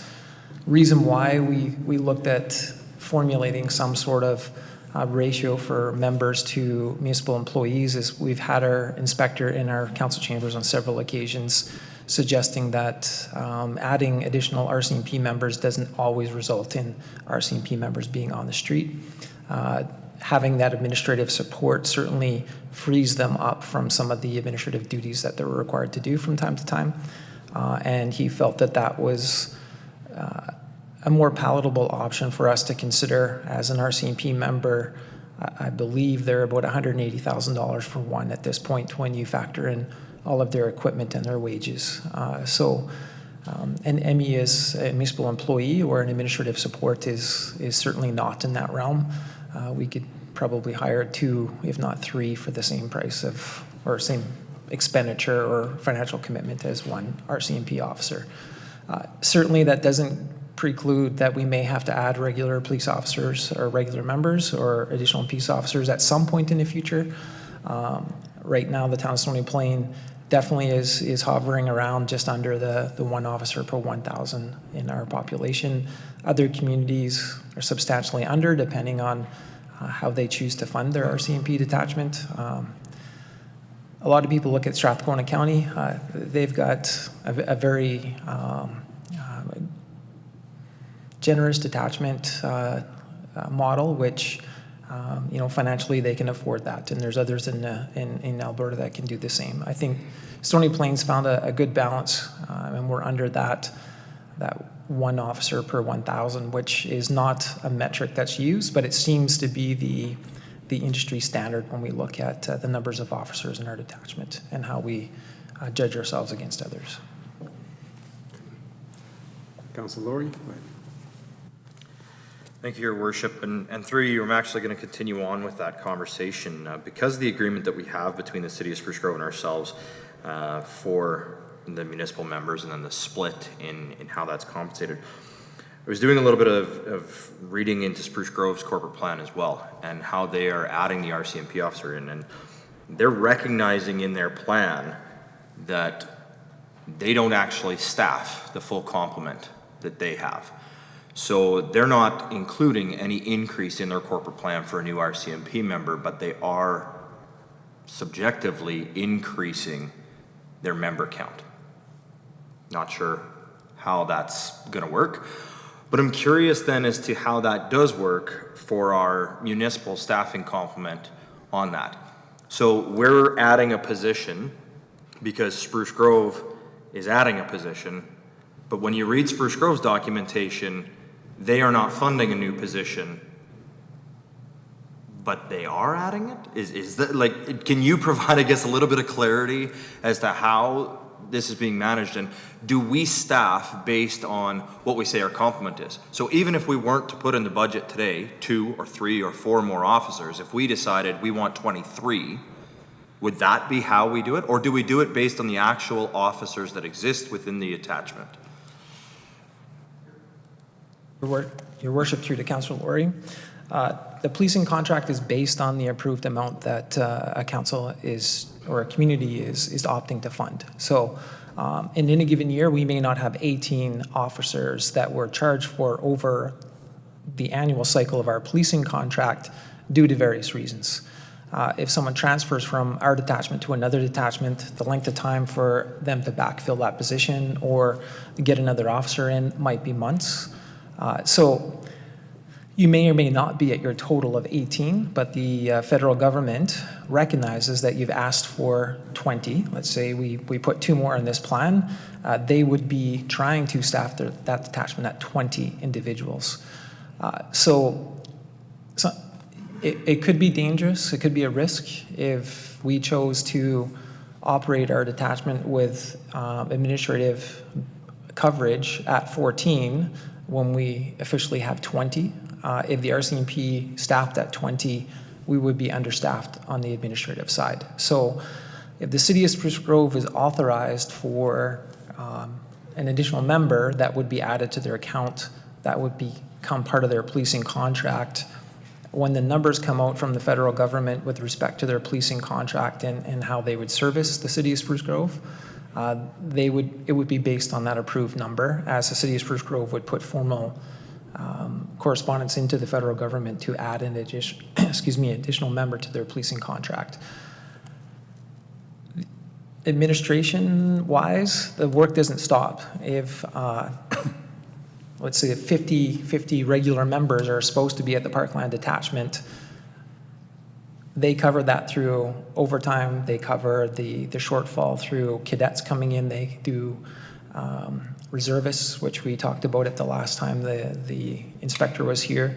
So they have some creative ways in which to bring backup to try and achieve the approved numbers of members that we would have under our contract and the city of Spruce Grove would have under their policing contract. So how they're funding it, maybe the CAO has more information or commentary on that, but they are adding an additional member, which would then prompt us to make sure that our 2.5 to 1 ratio from an administrative perspective is maintained and there.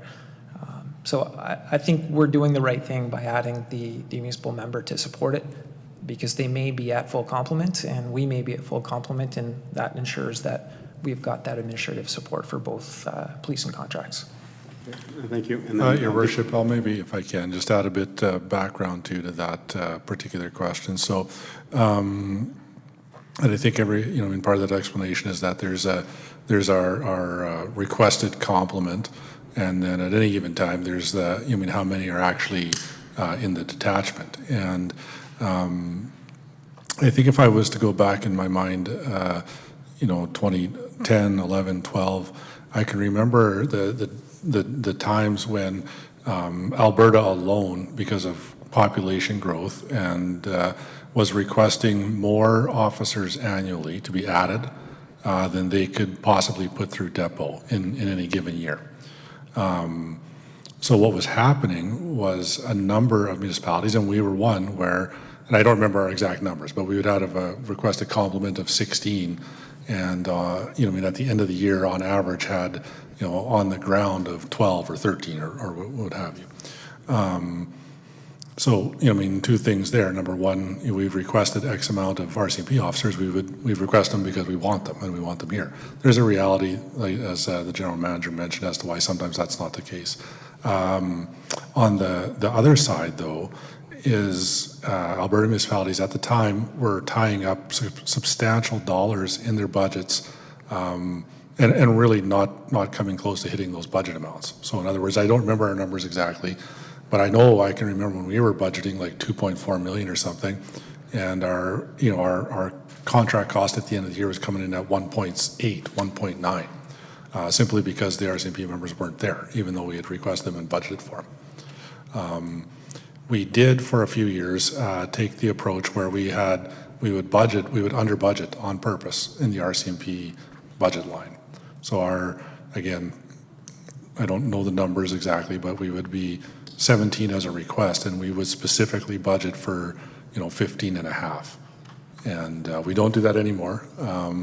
There is a risk to that, obviously. If they're all 17 are there from January 1st to December 31st, you're going to have a $250,000 or $400,000 budget hole, so to speak. But that was fairly commonplace for a number of years in Alberta, just based on, again, not having the positions filled. locking in $500,000 in your budget that you know is likely to not be spent. So we would back them off. I'm not sure if that's what Spruce Grove is doing in this particular year. I'll stop there, Your Worship. Okay, thank you. And I'll just add some comment there too, Councillor Laurie. I said, you know, that's the prerogative of the council to approve a budget and the administration bring it forward.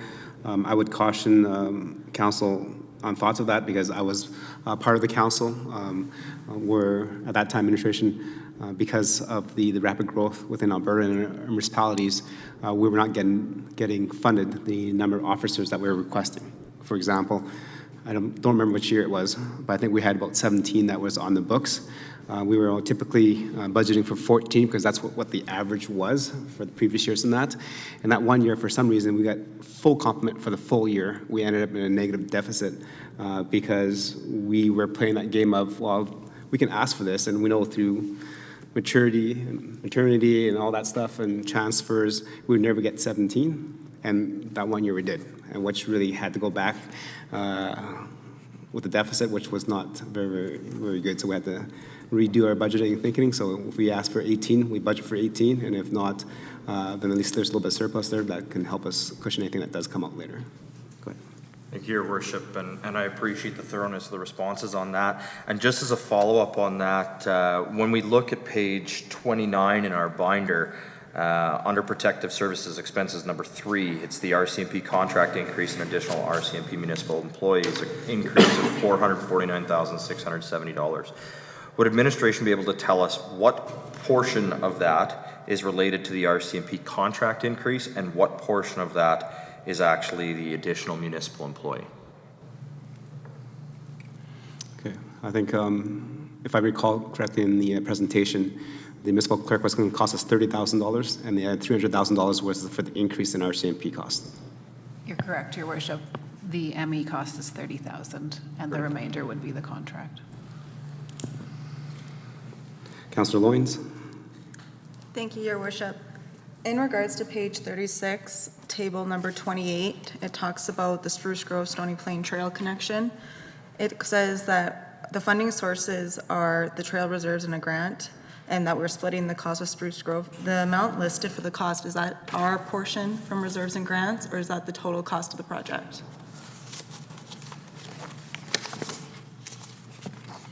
General Manager.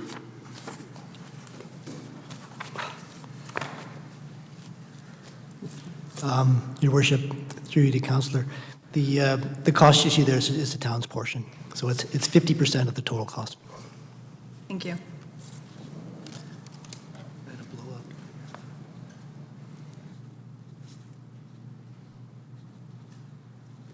Okay, any other questions, clarity, understanding? Deputy Mayor, go ahead.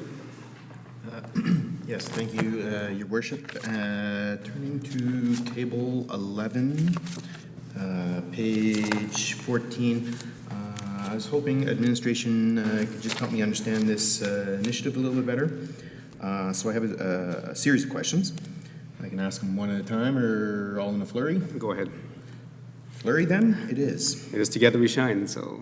Right? GM better write it down.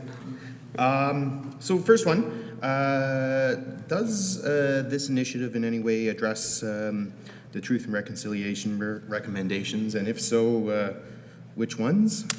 2, it does mention that we are specifically looking to collect and analyze data, and I do appreciate making decisions based on facts. So what specific data are we looking to collect there? Oh, Yeah, I thought I I got said a it was third. okay to ask all those Yeah, questions Mayor. and then for the general manager too. So if members of council, if you have a hard time, you can also write it down as well and track it. And I think the general manager will repeat it and tell us anyways. So ask one we're at 2 questions right now. One is how does page 14, table 11, fit into the Truth and Reconciliation? Number 2 was the analyzing data. What kind of data are we going to use to collect so that we can move forward? Go ahead.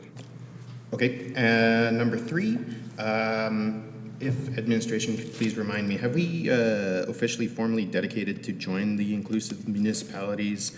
And 4, the expected impacts from this initiative. Okay. Go ahead to the town manager. Our general manager speak to those questions, and Thank you. maybe be reminded of them as well at some point too, the questions again. There's actually 4 questions, but actually you can be rolled into 3. Yeah. Question at a time is usually easier, one question at a time, than a flurry of such. Hey, just keeping this noggin working. All right. Thank you, Your Worship, through you to Deputy Mayor Meyer and the rest of council. So the question of Indigenous relations will be partially addressed within the Together We Shine. At this point, I don't have the exact Truth and Reconciliation call to action that would be specific within this plan. There is one that calls on municipalities to be more engaged and more active, and so we would have conversations with the Indigenous people living within Stony Plain in terms of how they feel they're being included and what steps we need to take to build and foster stronger relationships. The second question, I believe, was the data collection point. So generally what we do when we're looking for data is we would explore what the percentage of our population would be. We would use those census data elements to understand what the population composition is. We would be looking at projections from things like the immigration, the Canada Immigration Program, about people looking to relocate to Stony Plain, using information that's provided through the Edmonton Metro Regional Board about our growth projections, things like that.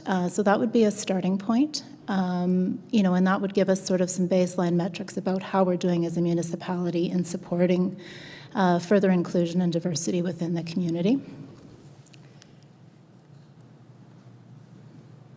The last question I have in my head is what will be the success metrics, or what will be the change that we see. And what we're hoping to see is that there's a greater sense of belonging within the community. When we did the first round of assessment, which was funded through the Alberta Human Rights Commission, what we heard from the community is that the community feels we're in a level of awareness, that we understand that inclusion and diversity is important, but that the community members feel that more work is needed to be done in order to become a truly inclusive community. And so the success metrics that we'd want to see is that we move up on that scale that was developed through the Alberta Urban Municipalities Association, and that we can move towards a culture of inclusion where we become a more thoughtful and more mindful, inclusive community. And then the final question was, have we agreed to join the Coalition of Inclusive Municipalities? And at this point, we have not. That is something that will require a council resolution. I would anticipate that our department will bring that forward for council consideration early in 2022.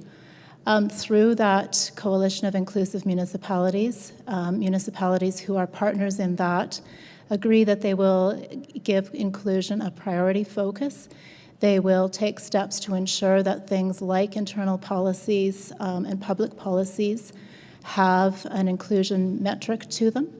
And largely that the community is moving forward on a path towards making sure that there's a welcoming and inclusive perspective to all of the different elements that happen within the municipality.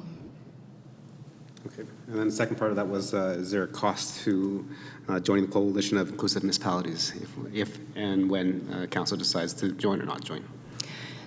Thank you, Your Worship, for that reminder. No, there is no cost to join the Coalition of Inclusive Municipalities. Some municipalities have, of course, dedicated resources after they've made the choice to join the coalition. However, that is not a requirement to be part of the coalition. Many smaller municipalities within Alberta are part of it, places like Devon and Drayton Valley, local to us, or near to us. And they've simply used that as an opportunity when policies come up for renewal or review, that they look at them with an inclusion lens. And so they've incorporated the costs that might have been occurred in a larger municipality within their existing processes. Thank you very much. Deputy Mayor, anything else? Thank you. Councillor Anderson, go ahead. Thank you, Mr. Mayor. Through you to our general managers, I have a question looking at page 59 here, specifically to our fiscal plan. Over the next few years, a big portion of a portion, I should say, of our tax increases allocated to step increases and those sorts of things for existing staff. My question there is, when we project new staff coming on permanently with the town, what metrics are being used to determine what amount is put into our budget? And so we obviously have, step raises and those sorts of things. When we're projecting new staff, are we looking at the bottom of that metric or the top of that metric or somewhere in between? Administration?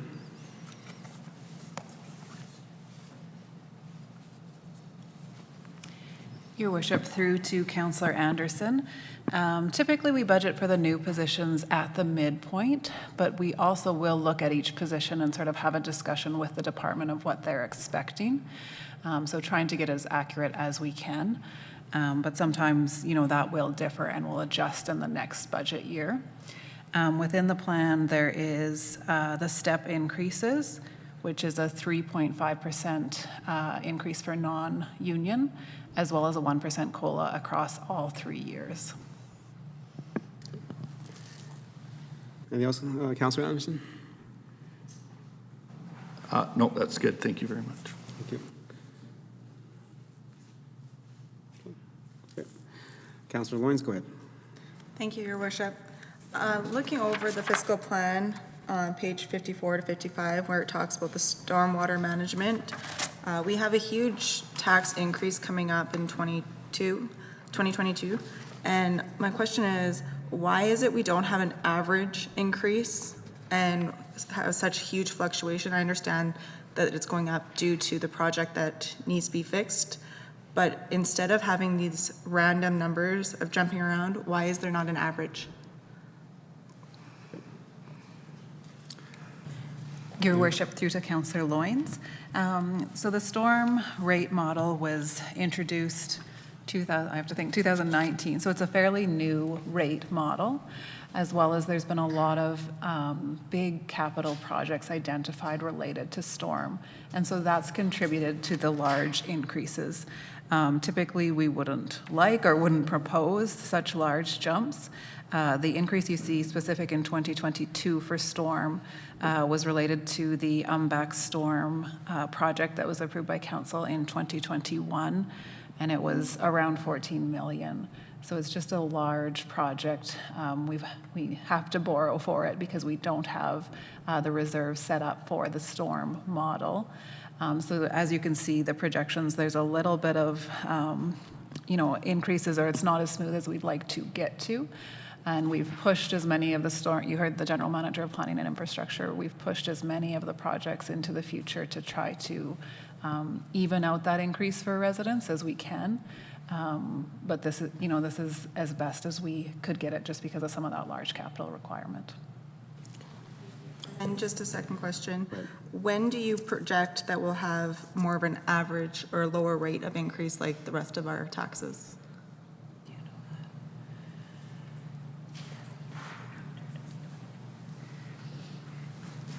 Your Worship, through to Councillor Loynes, at this point, we hope that it's getting there in 2025, so beyond this plan, but we're getting closer, and we've spent some more time looking at those longer-term plans and trying to even it out as well. Your Worship, too, if I can maybe just another quick comment on there. Excuse me. And I don't know that I can speak specifically to the, ability to anticipate the future rate up and down kind of thought there, Your Worship. But I guess the one thing I would point out or comment on is, as this is a relatively new for Stony and relatively new for a lot of municipalities to operate storm as a utility. The one thing I would expect to see over the course of the next few years, 5 years, 2 years, what have you, I know it's happening already to a degree, is that the operating budgets will also be self-contained in the storm utility itself.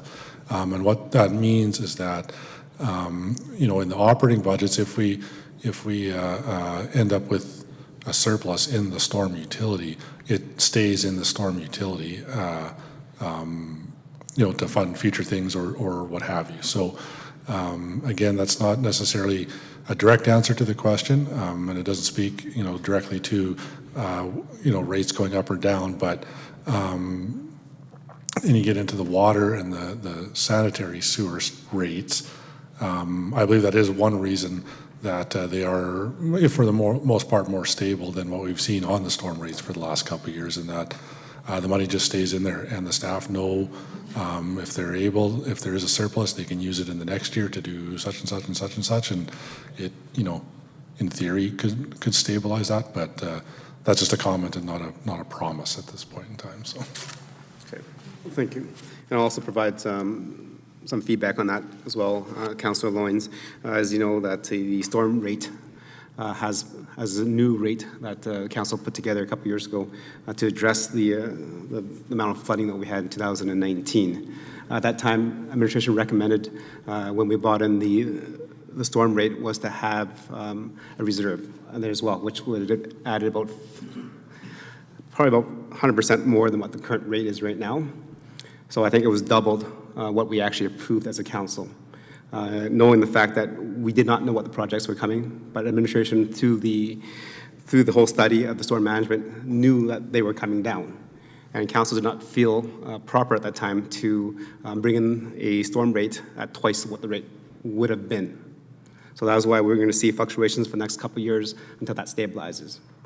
The reason that we could have decreased that, and as you mentioned, to have average increases, if council at that time would have approved that reserve, which then we could have pulled out of there to mitigate the increases. So instead of having a 7% increase this year, you can only have a 2 or 3% increase because we already had a 100% increase the year before. So I think, if I recall, it was around $20 was the recommended storm rate, and we dropped down to just over 10. So that is why the huge increases that are coming up for the next couple of years. Councilor Pletchko? Yes, thank you, Your Worship. Table 27, page 36, the major road rehabilitation. I'm just wondering if administration can clarify a bit here. So when I read this, I read $2.4 million to construct a road, $120,000 to detailed design of it. So I'm looking for a bit of a twofold question here. The way I read this is the $2.6 million is going to be spent on 57th Ave in the detailed design and the construction of it in 2022 and 2023. However, you make reference in this project that it's a 10-year project and it includes several roads. And just to flip more to that, you talk about 79th Ave, which many of us know as 628 as well. Part of 628 or part of 79th is also a provincial highway. Are we talking about doing road work on the provincial highway? And if not, which part of the 79th Ave is the town-owned opposed to the province-owned? Administration? Your Worship, through you to Councillor Pletchko. So the road reference to 79th Avenue is the western section. Basically, that section from Golf Course Road, from Highway 779 west is a town road. The eastern section is Highway 628. So the road repair required is on the far western edge of the town, close to your subdivision where the road is failing substantially. 10 to 12 then? Is that what you're basically talking? Because Range Road 10. Yes, it is. 779 is also 10. Yeah. So, okay, thank you. okay, and then just for some understanding, so, wow, how many years ago was that? Way before I was in council anyways. I think back in 2004, the City of Spruce Grove and Parkland County and Town of Stony Plain got into an annexation agreement where the Town of Stony Plain acquired those lands from Parkland County. Which went up to Range Road 12. And at that same time, the Town of Stony Plain actually signed a letter to take over ownership from 779 to Range Road 12. And that's why we're the road authority on that, and that is 79th Avenue. And then I think that's what the general manager is saying. So from 779 to the west is ours, and from 779 to the east is Alberta Transportation's. So still further to that conversation, when I read this, capital outlay of $2.6 million. When I read the bottom portion of it, that 2.6 to me looks like that's specific to 57th Ave. And of the balance of the 120,000, that would be for some road detailed design. Is that the other roads that you're talking about, the detailed design? So this budget here of 2.6 for 2022 to 2024 is specific to 57th Ave. I worship through you, Councillor Palechko. So the intention, the way this is set out, is you design the road 1 year and you build it the next. So in 2024, we'll design the next road, which is a road to be determined. We have not picked the road. It will go. The list of roads you see up top is that one of those roads will get designed in 2024 and then constructed thereafter in 2025 or 6, depending on the capital schedule. There wasn't enough money to. The program was staggered, so every other year we do another road. So we design it 1 year and construct it the next. Did I answer your question? I think so. Yes.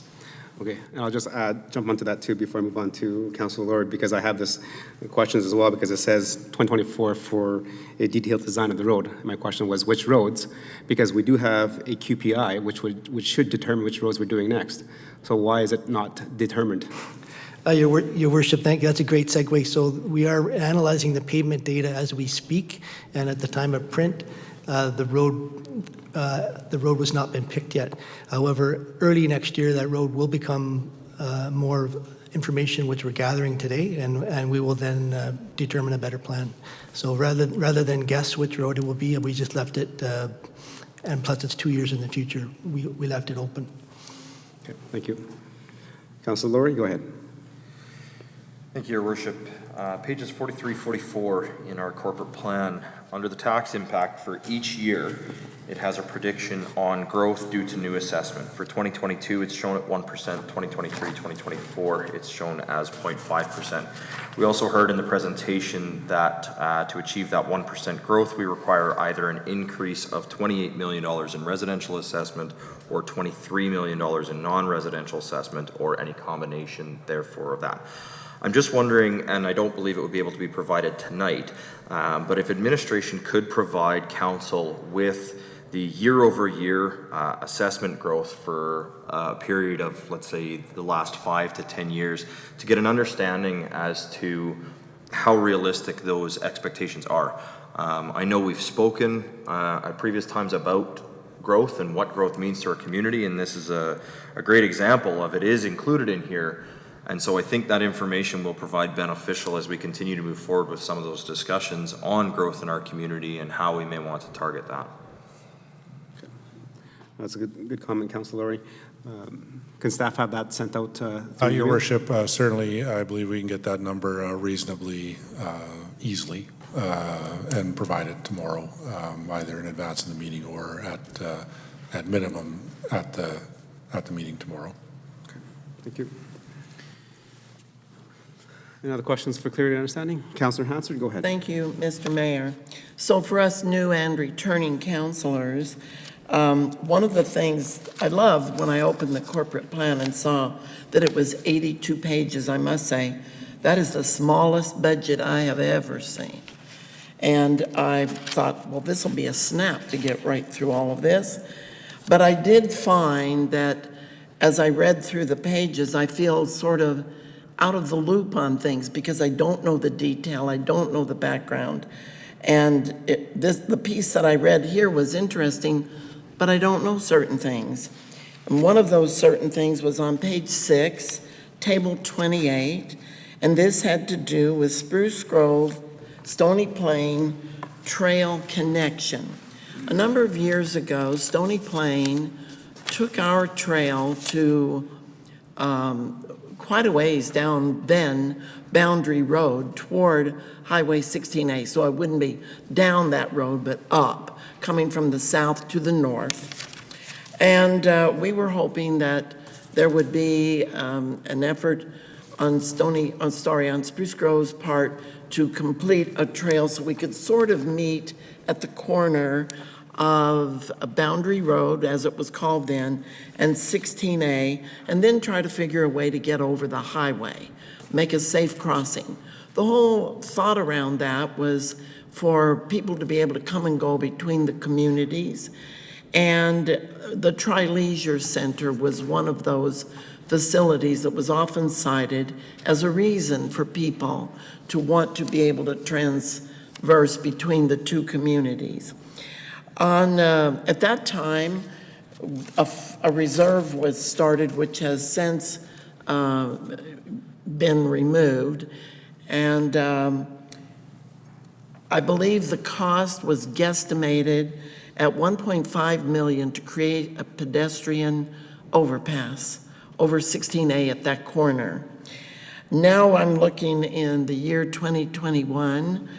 We don't have a reserve that built toward anything as far as covering the cost of putting people across that highway. And the cost of this trail connection is now at $890,000, which I understand to be Stony Plain's part. Spruce Grove would come up with their part, I suppose, because it's mentioned in the description that it would be a shared project.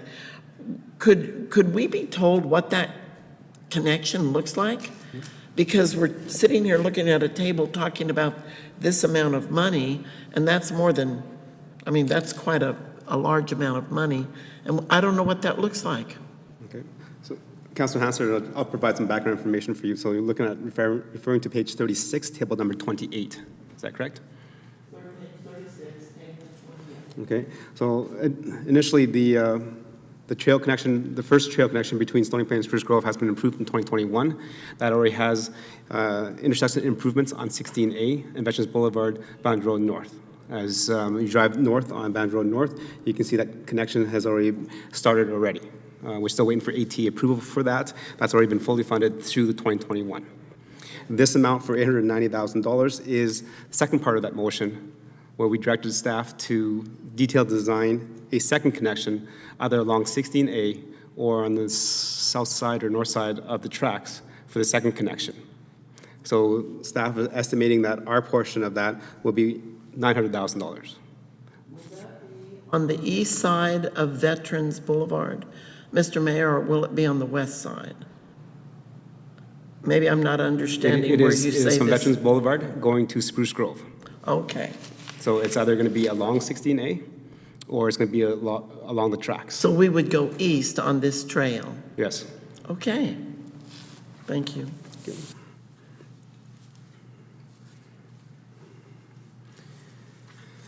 Any more questions for clarity and understanding? Councilor Anderson, go ahead. Thank you, Mr. Mayor. Through you to our GMs and administration team. I have two questions related to our reserves, one on the operating side, one on the capital side. And so maybe we'll tackle that one at a time. On the operating side, when we looked at our tax increase for this year, to offset the increase, 2% was going to be transferred from our tax levy stabilization reserve.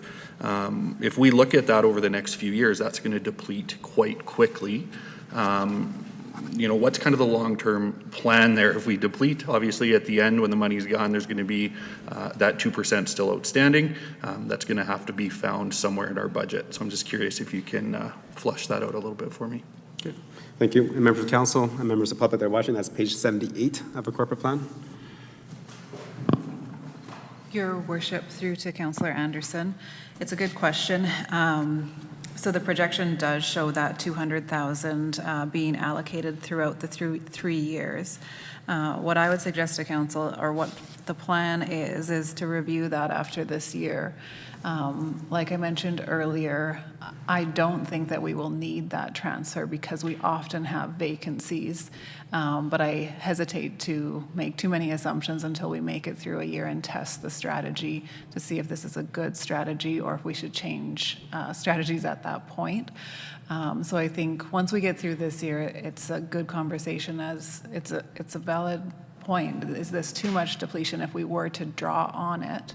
If we're not drawing on it, it's like, okay, this is a strategy, we can hold this there and move forward and probably take it out of the, we shouldn't take it out of the projections, but it becomes that understanding going forward.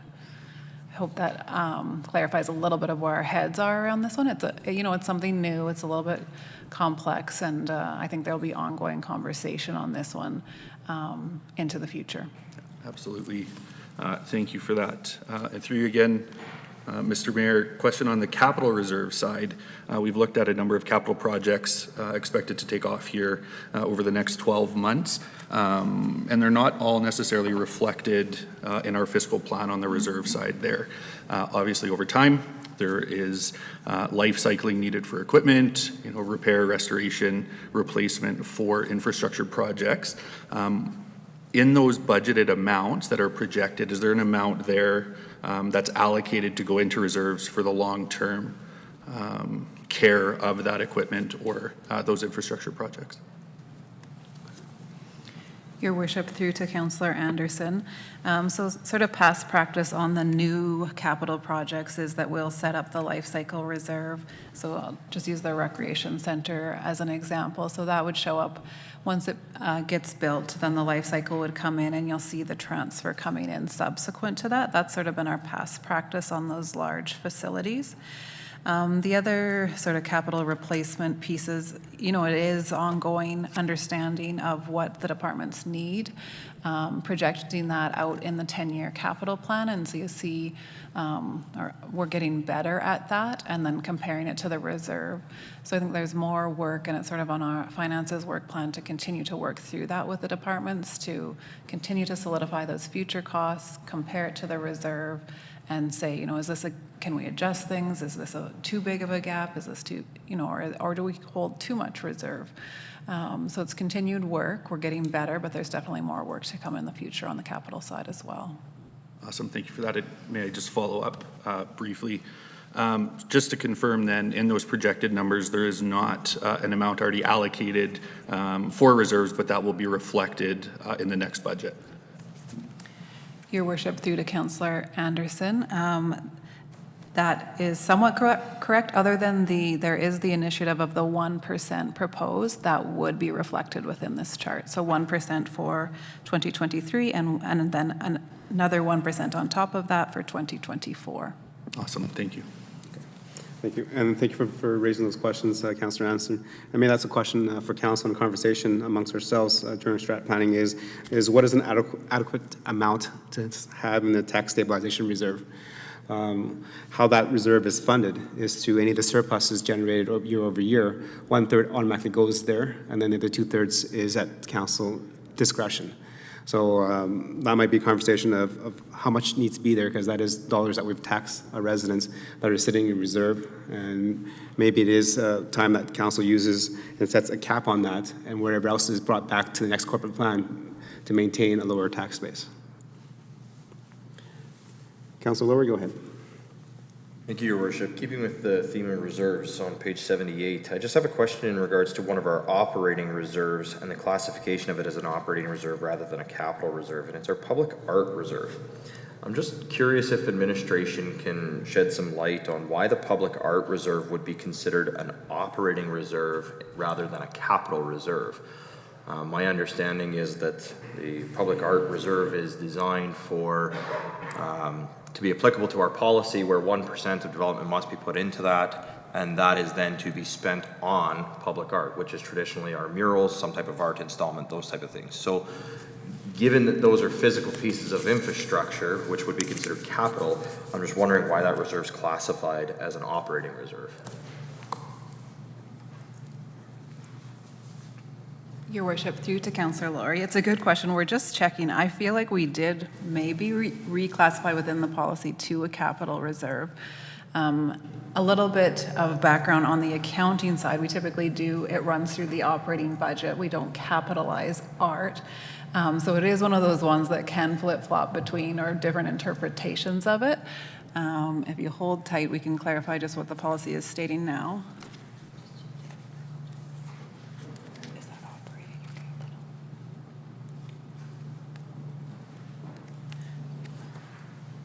So it does remain within operating within the policy, which is what it reflects here. So I think, it's a good question, and I guess we take that away for consideration. Yeah, even just a little bit of an explanation on the reasoning why then it would remain in operating. I mean, I can understand something like policing and public safety, where at times we use it for capital projects like lighted crosswalks, solar lighting, etc. But at times it's also been used for additional funding. I believe it was formerly used for a little bit of RCMP top-up funding, those kind of things, and those are operational. I just struggle to see where public art would be used as an operational funding model. Your worship, through to Councillor Laurie, mainly because the public art currently runs through the operational budget. So when you see the operational budgets included in the plan, the art would be within that expense line. I know it's a little bit of a tricky one because you're right, like you would just assume it's physical, it's capital. So it is a bit of that tricky one, and that comes down to a little bit of accounting standard.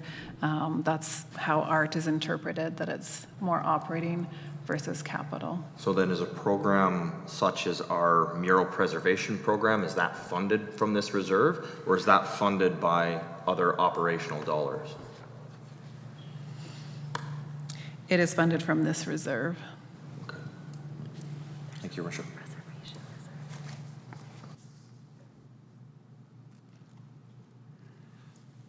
Thank you.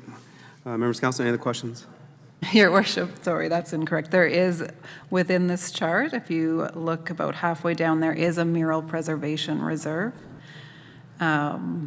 which would fund the mural preservation, which is in capital. So like I said, I think we take this back under consideration.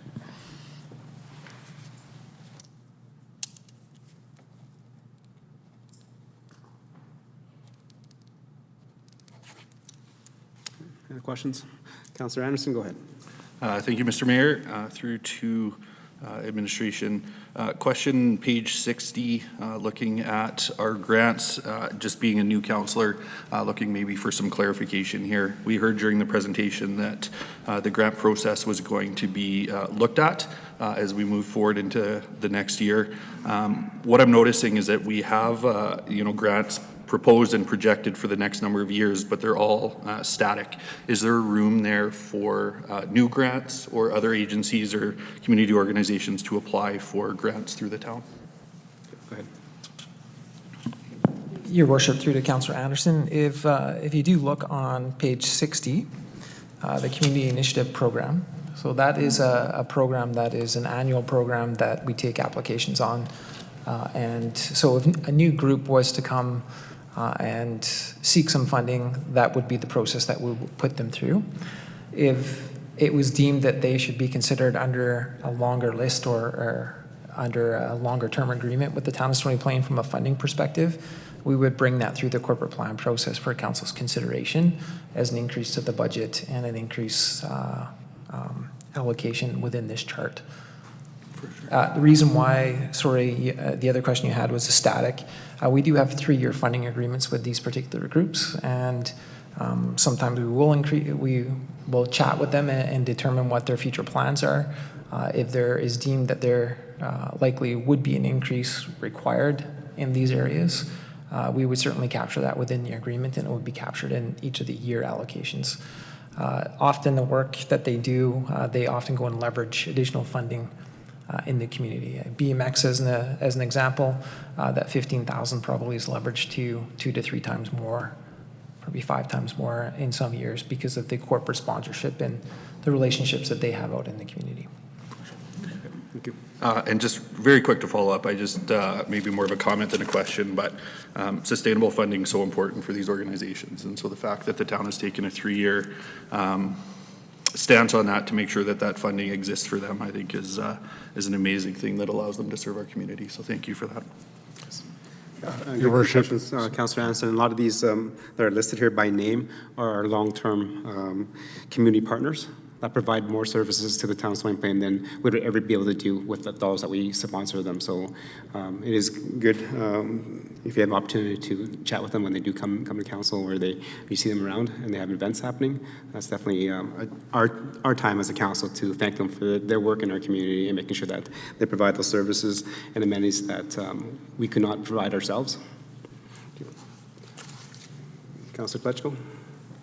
Yes, thank you, Your Worship. Just in addition to that, I'm just wondering if administration can explain why the Stony Plain Library and the Tri-Leisure Center are considered grants. Yeah, Your Worship, that's what I was gonna jump in and comment on. You know, I mean, they're identified as grants here. You know, I mean, Councillor Plutchko is commenting on a couple of them. You know, I mean, you can make a case that the Chamber of Commerce, that's actually a contract fee. It's not a grant in any way, shape. Actually, it's a full-on contract for a, you know, service fee for service kind of approach or whatever. So, yeah, you mean library? It's I don't know if there's an accounting comment that that would add to this or not, but you know, I don't know that on paper you would interpret them like how you would expect certain grant, and that, you know, there's a difference between NeighborLink and the Stony Plain Library, you know, and not that I'm putting this out there, but you know, I mean, we would have the ability to you know, not, you know, I mean, lower that amount to NeighborLink or do away with it in its entirety. Whereas the, you know, I mean, the library itself, we're much more linked in and required to provide that funding. So I'll stop there, Your Worship. I don't know if it's not a direct answer to the question, but I was going to just comment on the differences in some of those entities anyway. Okay. Councillor Plutchko? Just wondering if administration can explain a little bit further as to why they are under the grants. My understanding of a grant is something that somebody applies for, that we grant to them on a one-time basis and stuff like that. Where when I'm looking through this, I see a number of them, you know, and Tom referenced that, and I appreciate that these aren't really grants. They're more of a fixed contract, a lot of these things. Your Worship, through to Councillor Plutchko. I'm guessing, you know, some of it is probably historic, although when we look at it, I mean, we do disperse it as a grant, so they would ask for their funding that's been approved through the year, and it would go similar to the other grants, how they go. We do budget it like this, but then when you think of how we track our financial statements, they do come back consolidating these entities. So it is, you know, it's a good question, and it's getting me thinking a little bit deeper into it, but I think that's really why it's showing like this, a bit of historic and a bit of the way the funds are dispersed. And I would have to look at their financial statements, but I'm thinking they would call it a grant from the town. So we would match on both sides then. Right, thank you. Thank you. Councillor Anderson? Sorry, thank you, Mr. Mayor, to follow up again on that one. I just want to maybe a point of clarification. When I look on page 29, we have an expense line here for the Tri-Leisure. The amounts are fairly close to what's allocated on the grant line on page 60. Can you just clarify for me that that's the same money? Like, we're not paying an operating expense as well as a grant to the Tri-Leisure Centre? Your Worship, through to Councillor Anderson, that is correct. There must be something else small in there which we could find, but that's correct. That it's mainly the same amount, and there's something else small within that line as well. Thank you. Thank you. We Councillor did find the answer to that. It's the debenture payment on that building. There's a small amount remaining in 2022, and that's the difference. Thank you. Councillor Hansford? Worship, I want to just echo that I also, just from a pure funding sense and for the benefit of our taxpayers, I have always looked at the library and the Tri-Leisure Center, RCMP and things like that as arm's length organizations. FCSS used to be arm's length before they became incorporated into the town. As I get used to being back on council, I will probably ask to have a meeting to have someone explain to me how that all works. But I think that when we're talking about difficult times and raising taxes and these next 2 years, not the 2022, but 2023 and 2024, I think it would be helpful for our residents to not see that we're just giving. Grants are generally seen to be giving money out of good grace to organizations. We're funding an operation that is to the benefit of our residents, our taxpayers, their children, elderly people. That's a different ballgame for me. So from my comfort level, I'd like to see those come out of there. And then just be talking about these smaller agencies that are quite dependent on getting some kind of stable funding for them to do the wonderful work that they do in our communities. I'm curious if someone could speak to us a little bit, are any of these being funded, Mr. Mayor, out of the legacy fund that was your motion many, many years ago? Or is this not being funded? Is that money just continuing to grow? Because the intention when that motion was passed by council was that eventually we would support these kinds of organizations, not the library, not the Tri-Leisure Center, but these other organizations out of a legacy fund without ever touching the principal, just using the interest on that legacy fund. Could you tell us a little bit about that and where we are? Yes, Council Hansard, I'll let the administration provide a little more in-depth feedback. But out of the grant funding expenses that are projected here on page number 60, some of them are funded through the tax base, such as TransDelta TLC and the library. Others are funded through the Police and Public Safety Reserve that has ties in with our public health and the safety of our community, and others are funded through the interest payments received through our legacy fund. So yes, and yes, and yes. So the legacy fund is helping to pay for some of that? Yes, it is. Library and Tri-Leisure Center? No, the TLC, is done differently. It's through our tax base. Okay. And then one more reason why it doesn't belong on that list, I suppose. There are some grant that is coming from the Policing and Public Safety Reserve, and then others are supplied through the Legacy Reserve. Okay, thank you very much. Councilor Lowry, go ahead. Thank you, Your Worship. This question doesn't necessarily pertain to any individual item in the corporate plan, but it may involve several of them and may involve several that don't appear right now. We've seen, particularly in the past year to 18 months from our provincial government, that many of the grant programs that they're starting to put forward are having to do with projects that are considered shovel-ready. So projects in which initial design engineering work has already been completed on and a municipality is ready to move forward on immediately.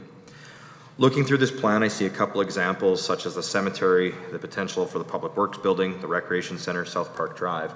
But I'm just wondering, has administration started focusing some of our development into more of a shovel-ready mentality where we will bring projects to the design phase, to the detailed design phase so that it's completed so that they're ready to go, and then start looking for funding sources at that point in time, knowing that if we don't invest in the projects to that point in time, if these grant programs are put out, we're then not ready. And are there any projects that we don't see within this 3-year corporate plan that we are currently working towards that as well? Okay. Thank you, Councilor Lowry. Administration. Your Worship, maybe just to begin with that a little bit, maybe I'll ask our General Manager of Planning and Infrastructure to speak generally to what we do on design or pre-design and, to move projects along. I'll just ask for that explanation first. Thank you, Your Worship, through you to Councilor Lowry. So the ones you referenced, there's 4 in particular that you've referenced that are being somewhat designed ahead of construction, well ahead of construction, so making them shovel-ready. The other one, which we've unpurposefully done the same philosophy as the flood mitigation plan. Unfortunately, the design for that is in 2023, and that was strictly a financial consideration, not a desire. So I do believe your comment is well taken, that we've taken the approach to get projects, keep them moving rather than stalled and somewhat stagnant. And so keep them moving to the right timeline, ensure that they don't become stale and out of date or unworkable, because if you let something go for 10 years, it's likely complications will come up from that. So the approach we've taken with the projects is to keep them moving, get the design work, the preliminary work done, which enables us to do the detailed work, and within a timeline which financially the town can deal with and can consider for approvals, and at the same time have the projects keep moving forward in a positive way. Thank you, Your Worship. And if I can follow up on that, then one of the concerns that I have is as we look through the corporate plan and particularly the financial plan, we see that our current proposed debenture borrowing does already put us very close to our own set internal limit, and with some of these projects certainly would put us well over our provincially mandated limit. So how do we balance, given that getting to that point of completed detailed design and shovel ready costs the municipality a significant amount of money? How do we determine what projects are worthy of moving forward to that point when we struggle to understand how we will then fund those projects if we do not receive grant dollars? Because simply put, if we have it as a debenture 10 years down the road in our capital plan, but that's going to exceed our debt limit, we're not going to be able to do that project. And so if we're investing $1 million today to get to that point, how are we deciding and how are we determining that that is worthwhile doing today versus putting that $1 million, et cetera, into something that we know we can do?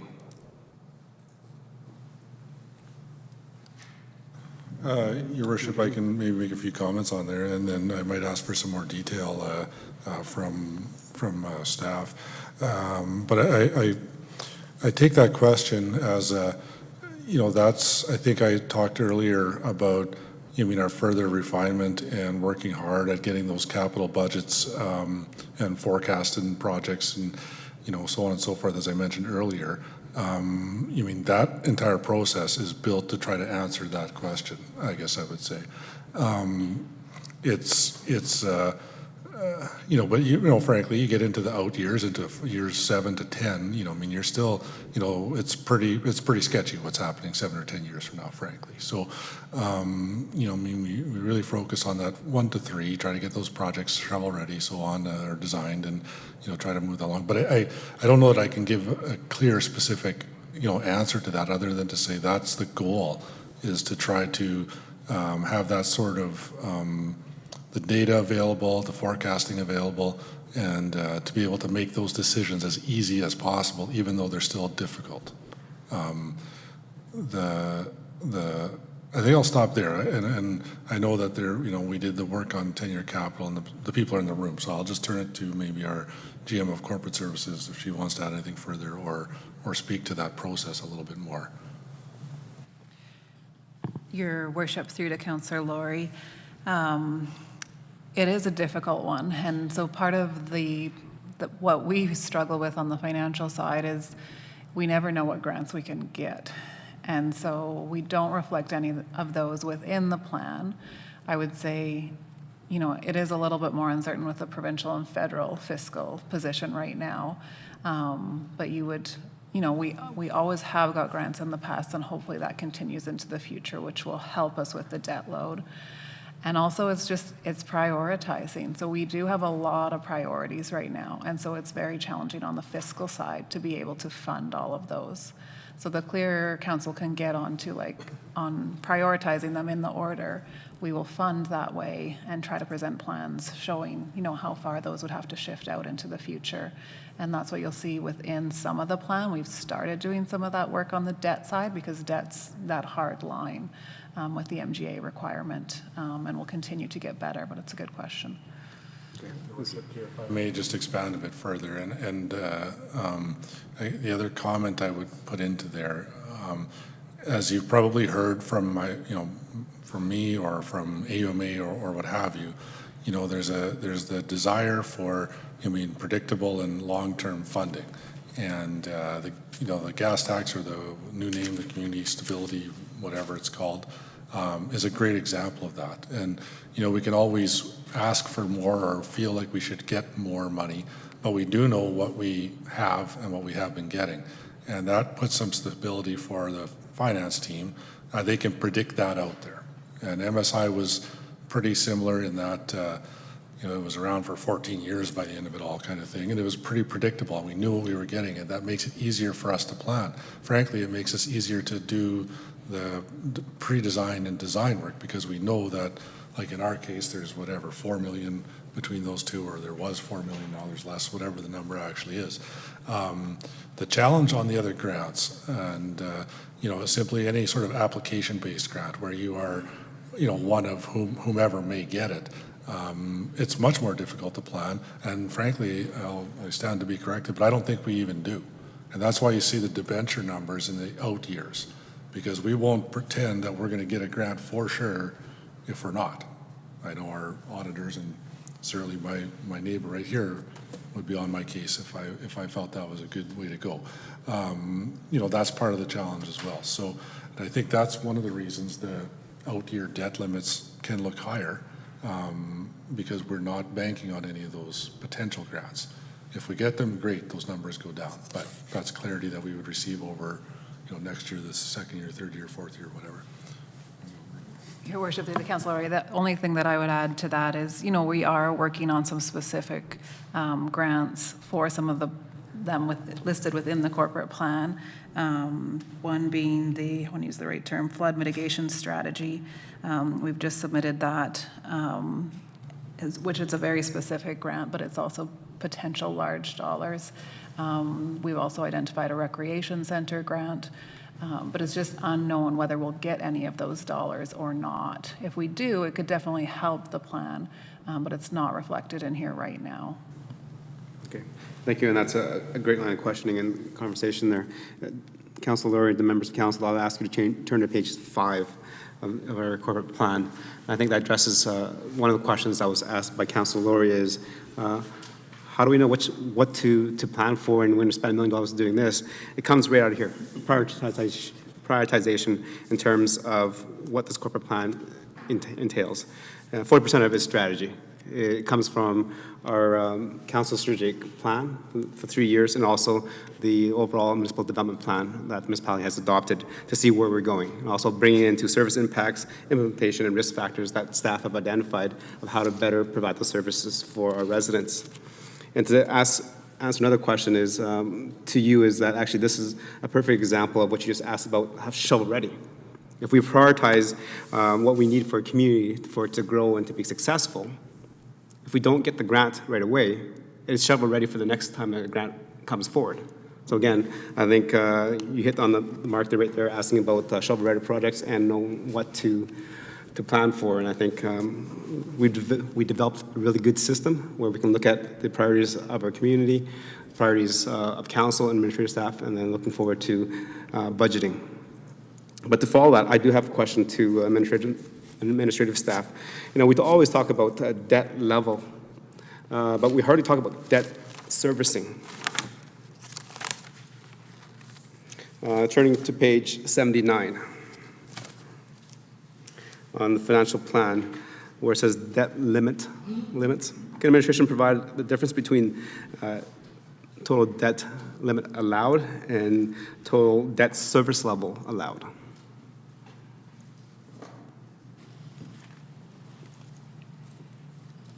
Your Worship, the debt service limit is also an MGA limit, and it's 0.25% of total revenue. And debt service refers to the principal and interest payments. And so as you can see in the chart, there's quite a bit of room on that debt service limit side. And that's, when you look at our borrowing in the past and the projected borrowing rate, it's quite low. Right. And I want to just kind of raise that to the attention of members of council, and especially in terms of our lobbying with AUMA right around the corner. This is something that I've talked to our ministers about and to other mayors and councils about, is that when you look at the total debt that's outstanding in our community, it is high. We can say that because it's getting close to our own internal limit and then getting close to the province's mandated limit. But our debt servicing level is low because the amount of debt that we actually borrowed that is serviced by our ratepayers is low. Right? The issue here is that the stuff that we need to build for infrastructure, which is supported by the tax, by utility rates such as water, stormwater, and sewer, is added to our total debt limit. But the servicing is not. So one of the advocacy strategies I've been going towards with the municipal affairs is that things that are not funded from the tax base should not be calculated to our debt limit. With those projects removed, we do have a lot more debt ceiling allowed that is supported through the debt levying service. As you can see, we have an extra $7.5 million that we can service based on a 0.25% of the total revenue generated by the town of Stony Plain. That is huge in terms of building community. So something to think about and keep on top of your mind when we go to AUMA next week and we have a chance to lobby a minister or MLA, is to put that in the air. Because we can be more efficient and build better communities if debt that's serviced by other models besides the tax base should not be on our debt limit. Deputy Mayor, go ahead. Yes, thank you, Your Worship. Through you, maybe, well, you probably be able to answer this one for me, but if some, just turn to page 62 and 61. On 61, we have a nice layout of tangible capital assets and a few examples of them. And then I turn to page 62, and there's a proposed capital acquisition and replacement chart. And I'm looking down at the bottom of vehicles. Now, I know it's something that came up, so this is more maybe a bit of a commentary, but I would also like clarification for myself, and I'm sure taxpayers would as well. I see vehicles, it's a significant, I imagine those are replacement costs for vehicles. So I have a few questions there. First, the commentary. I wouldn't mind seeing vehicles reported in a similar manner as those tangible capital assets. I think that would help taxpayers appreciate some of that. And then two, just for my benefit, what the rationale for purchase of replacement vehicles, I'm just assuming that, versus say hiring additional mechanics to keep those vehicles on the road and working. And then just finally, what happens to the old vehicles that are being replaced?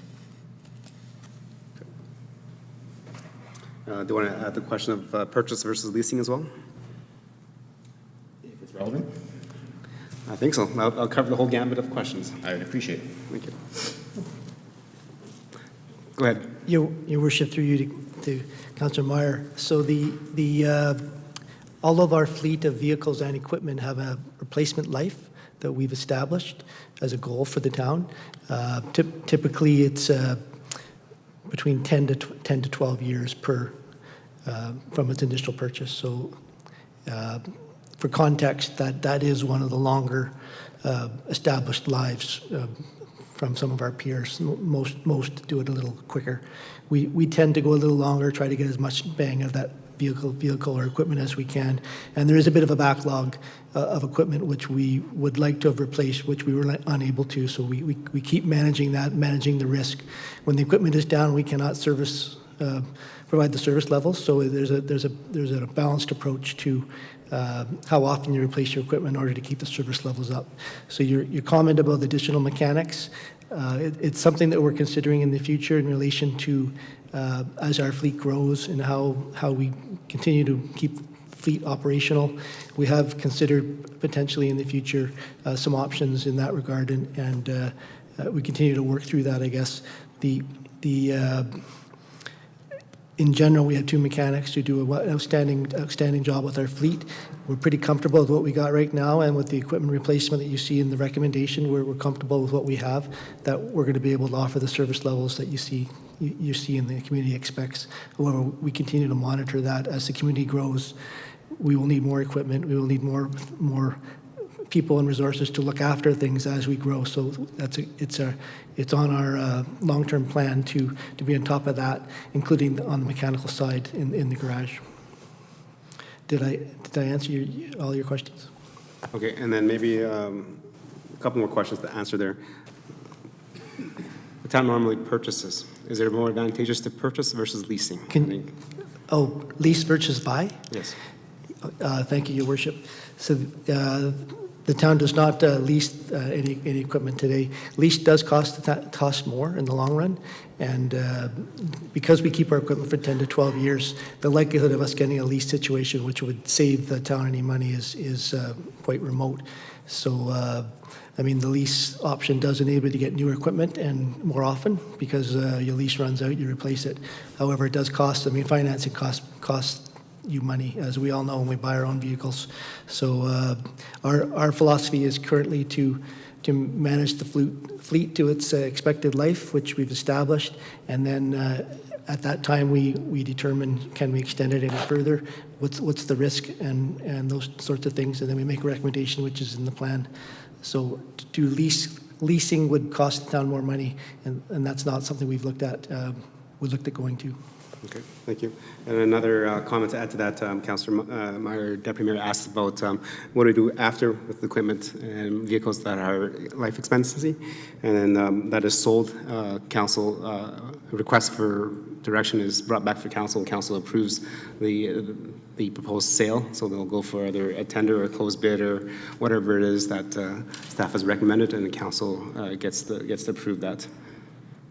Your Worship, just to supplement, pretty much the equipment is auctioned off, depending on its age and its state of repair. The price will vary. And then another thing is what Deputy Mayor asked for is in 2022 there is vehicle acquisition replacement for $555,000. Can you break that down for us, please?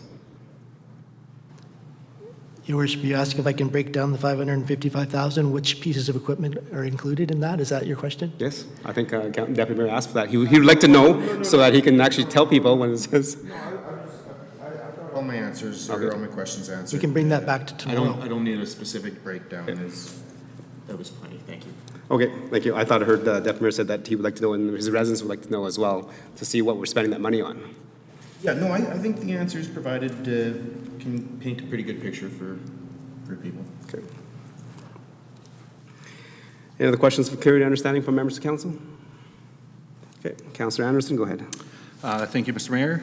Through you to our General Manager, I just have a question on this full year local transit tax increase, or the proposed tax increase of 1.95. I understand we have a contractual obligation, a 2-year agreement, that we're in at this time, but I'm hoping administration can give us a sense of the ridership, I guess, of our local transit system. I know obviously with COVID, probably some reduced ridership, but what the projection is moving forward, and that question's coming from, a 2% increase is quite significant when we're going to be covering that across the town, and it'd be nice to know what percentage or approximately how many people in the town benefit from that service. Okay, and that's page 43 of the corporate plan.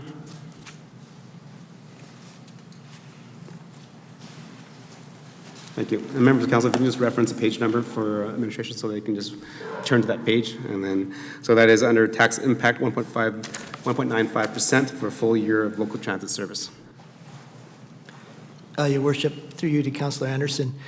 So the total cost of the transit is based on 2 factors. The one factor is the commuter service, which we run, Spruce Grove runs, and we pay a portion of that fee. A ridership survey is done on that, which determines the Stony Plains share of the total cost of the system. I don't have the number of riders that the last survey is based upon. I can bring that back to council tomorrow.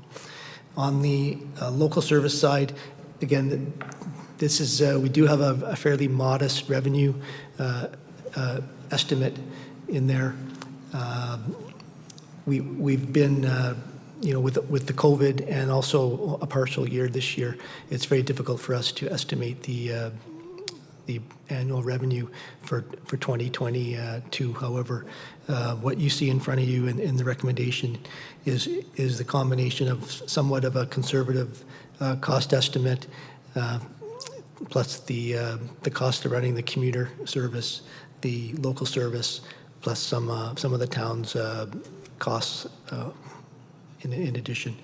So the total cost of the whole system is revenue less expenses is $487,000. Okay, thank you. Councilor Anderson? Yeah, sorry, thank you, Mr. Mayor. Just a quick follow-up to the general manager through the mayor. With the possibility of increased ridership with COVID hopefully behind us, will that revenue potentially offset the deficit that's expected there, or is that already factored in to this 1.95%? Your Worship, through you to Councillor Anderson, we believe we factored in as much as we can at this time, as we would be comfortable in doing, and until we get more data on our local transit service, which as council is aware through our monthly reporting is several hundred riders a month, that we're reluctant to change our forecast at this time, and I would say it's fairly conservative, but we continue to monitor every quarter and every month. Thank you. Thank you. Any other questions of clear and understanding?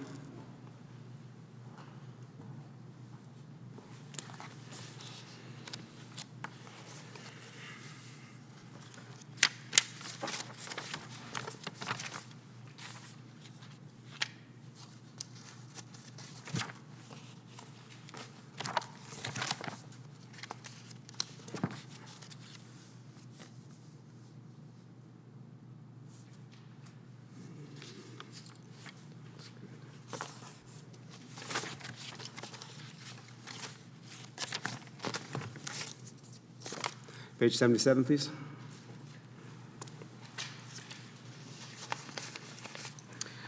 Page 77 on the fiscal plan, it says franchise and concession contracts. I noticed that there was a slight increase for West Parkland Gas for revenue from 21 to 22.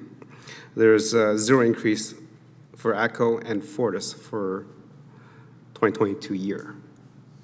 My question is why there's not factored in an increase when administration factored in a 1% growth rate? So are the new homes not going to use electricity and gas?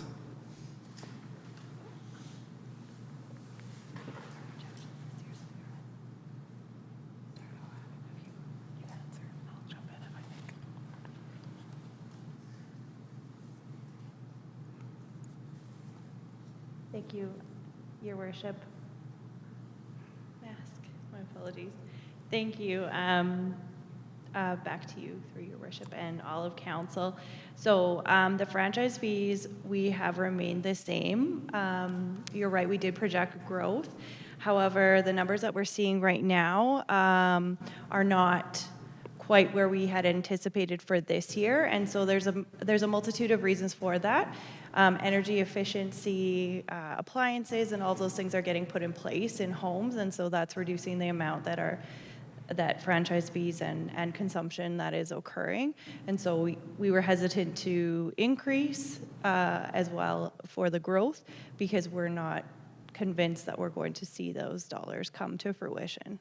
Okay, that makes sense. But then why was there an increase for West Parkland Gas? Thank you, through you, Your Worship, and to all of council. It looks like last year we just rounded it, and this year we put the dollars right to the cents. So. Okay, thank you.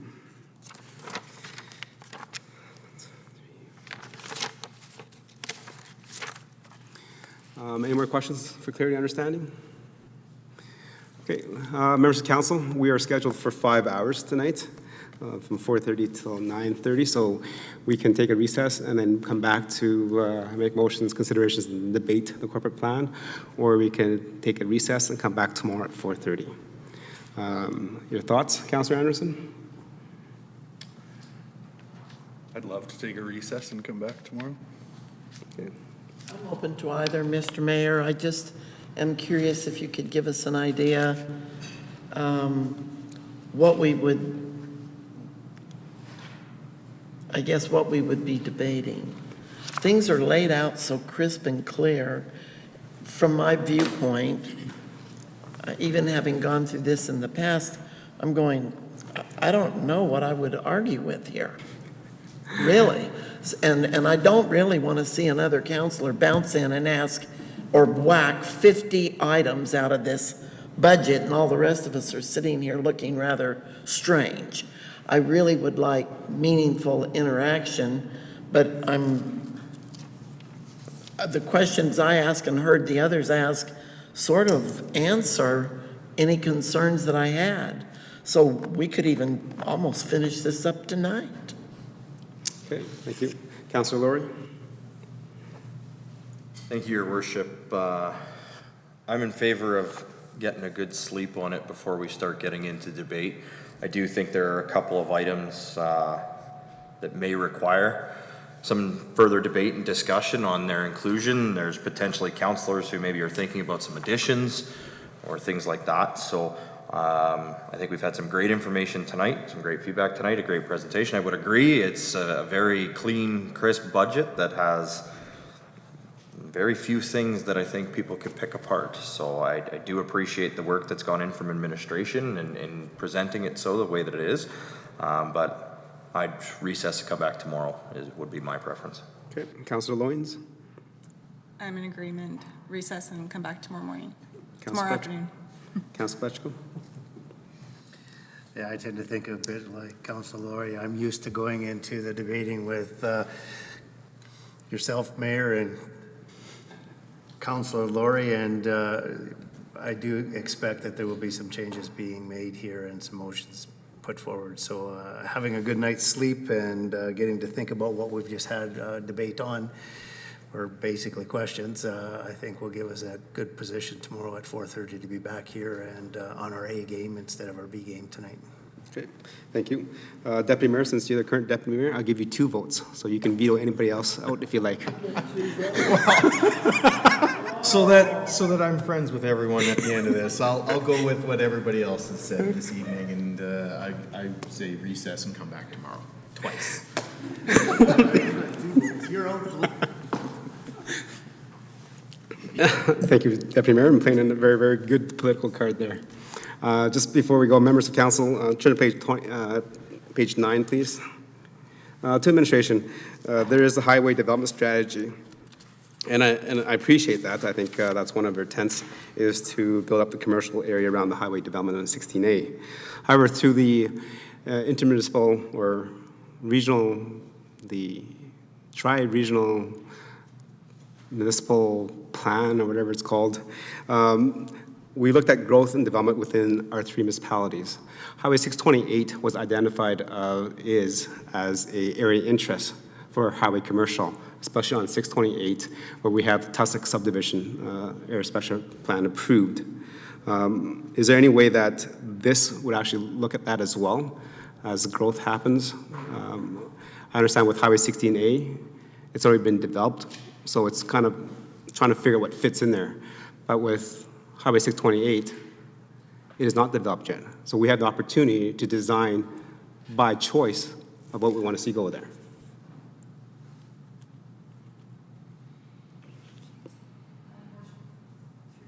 And all of council, with regards to the highway development strategy, it's been identified that we look at Highway 16A and the corridor where the services and infrastructure currently exists.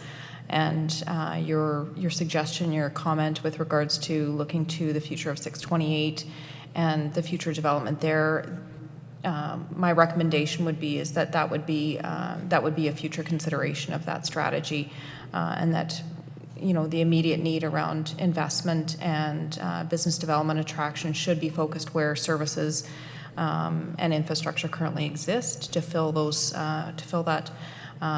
areas, and then look to areas such as 628 and future development and partnership with regional partners, as was identified through the regional plan, as well as the future infrastructure development that Alberta Transportation is planning for 628 at that point in time. So in terms of sequencing, that would be my recommendation at this point.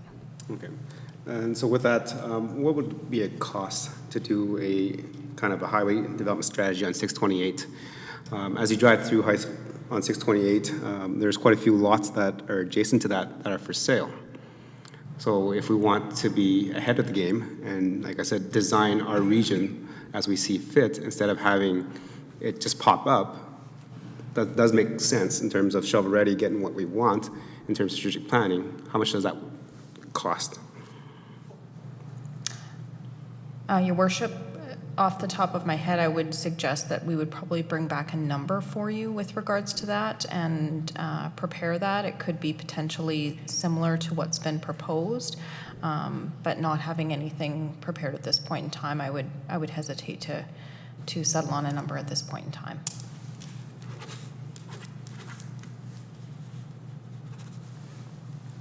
Okay. Can you provide that for us through an email? Yes. Okay. Any last questions of clarity and understanding? Okay, with that, I'd like to adjourn the meeting till tomorrow at 4:30. And at that time, we've asked questions of clarity and understanding. This is the time that council will make the corporate plan ours in terms of what we read, what we see is important in terms of the strategic planning of our direction of the community, and then building that forward. A lot of this, as mentioned by administrative staff and even Councillor Hansard, this is very succinct because over the last few years we've designed an entire corporate plan that comes from the municipal development plan, then it comes to council in terms of strategic plan, then comes to corporate plan. So the more that we're involved, the longer that we're in, the easier it is for us to understand what's happening, and it's easier for us to show the residents where our community is going and how we want and see it maturing in the next 5 to 10 to 25 years. Okay, with that, we'll see everybody at 4:30. Adjourned.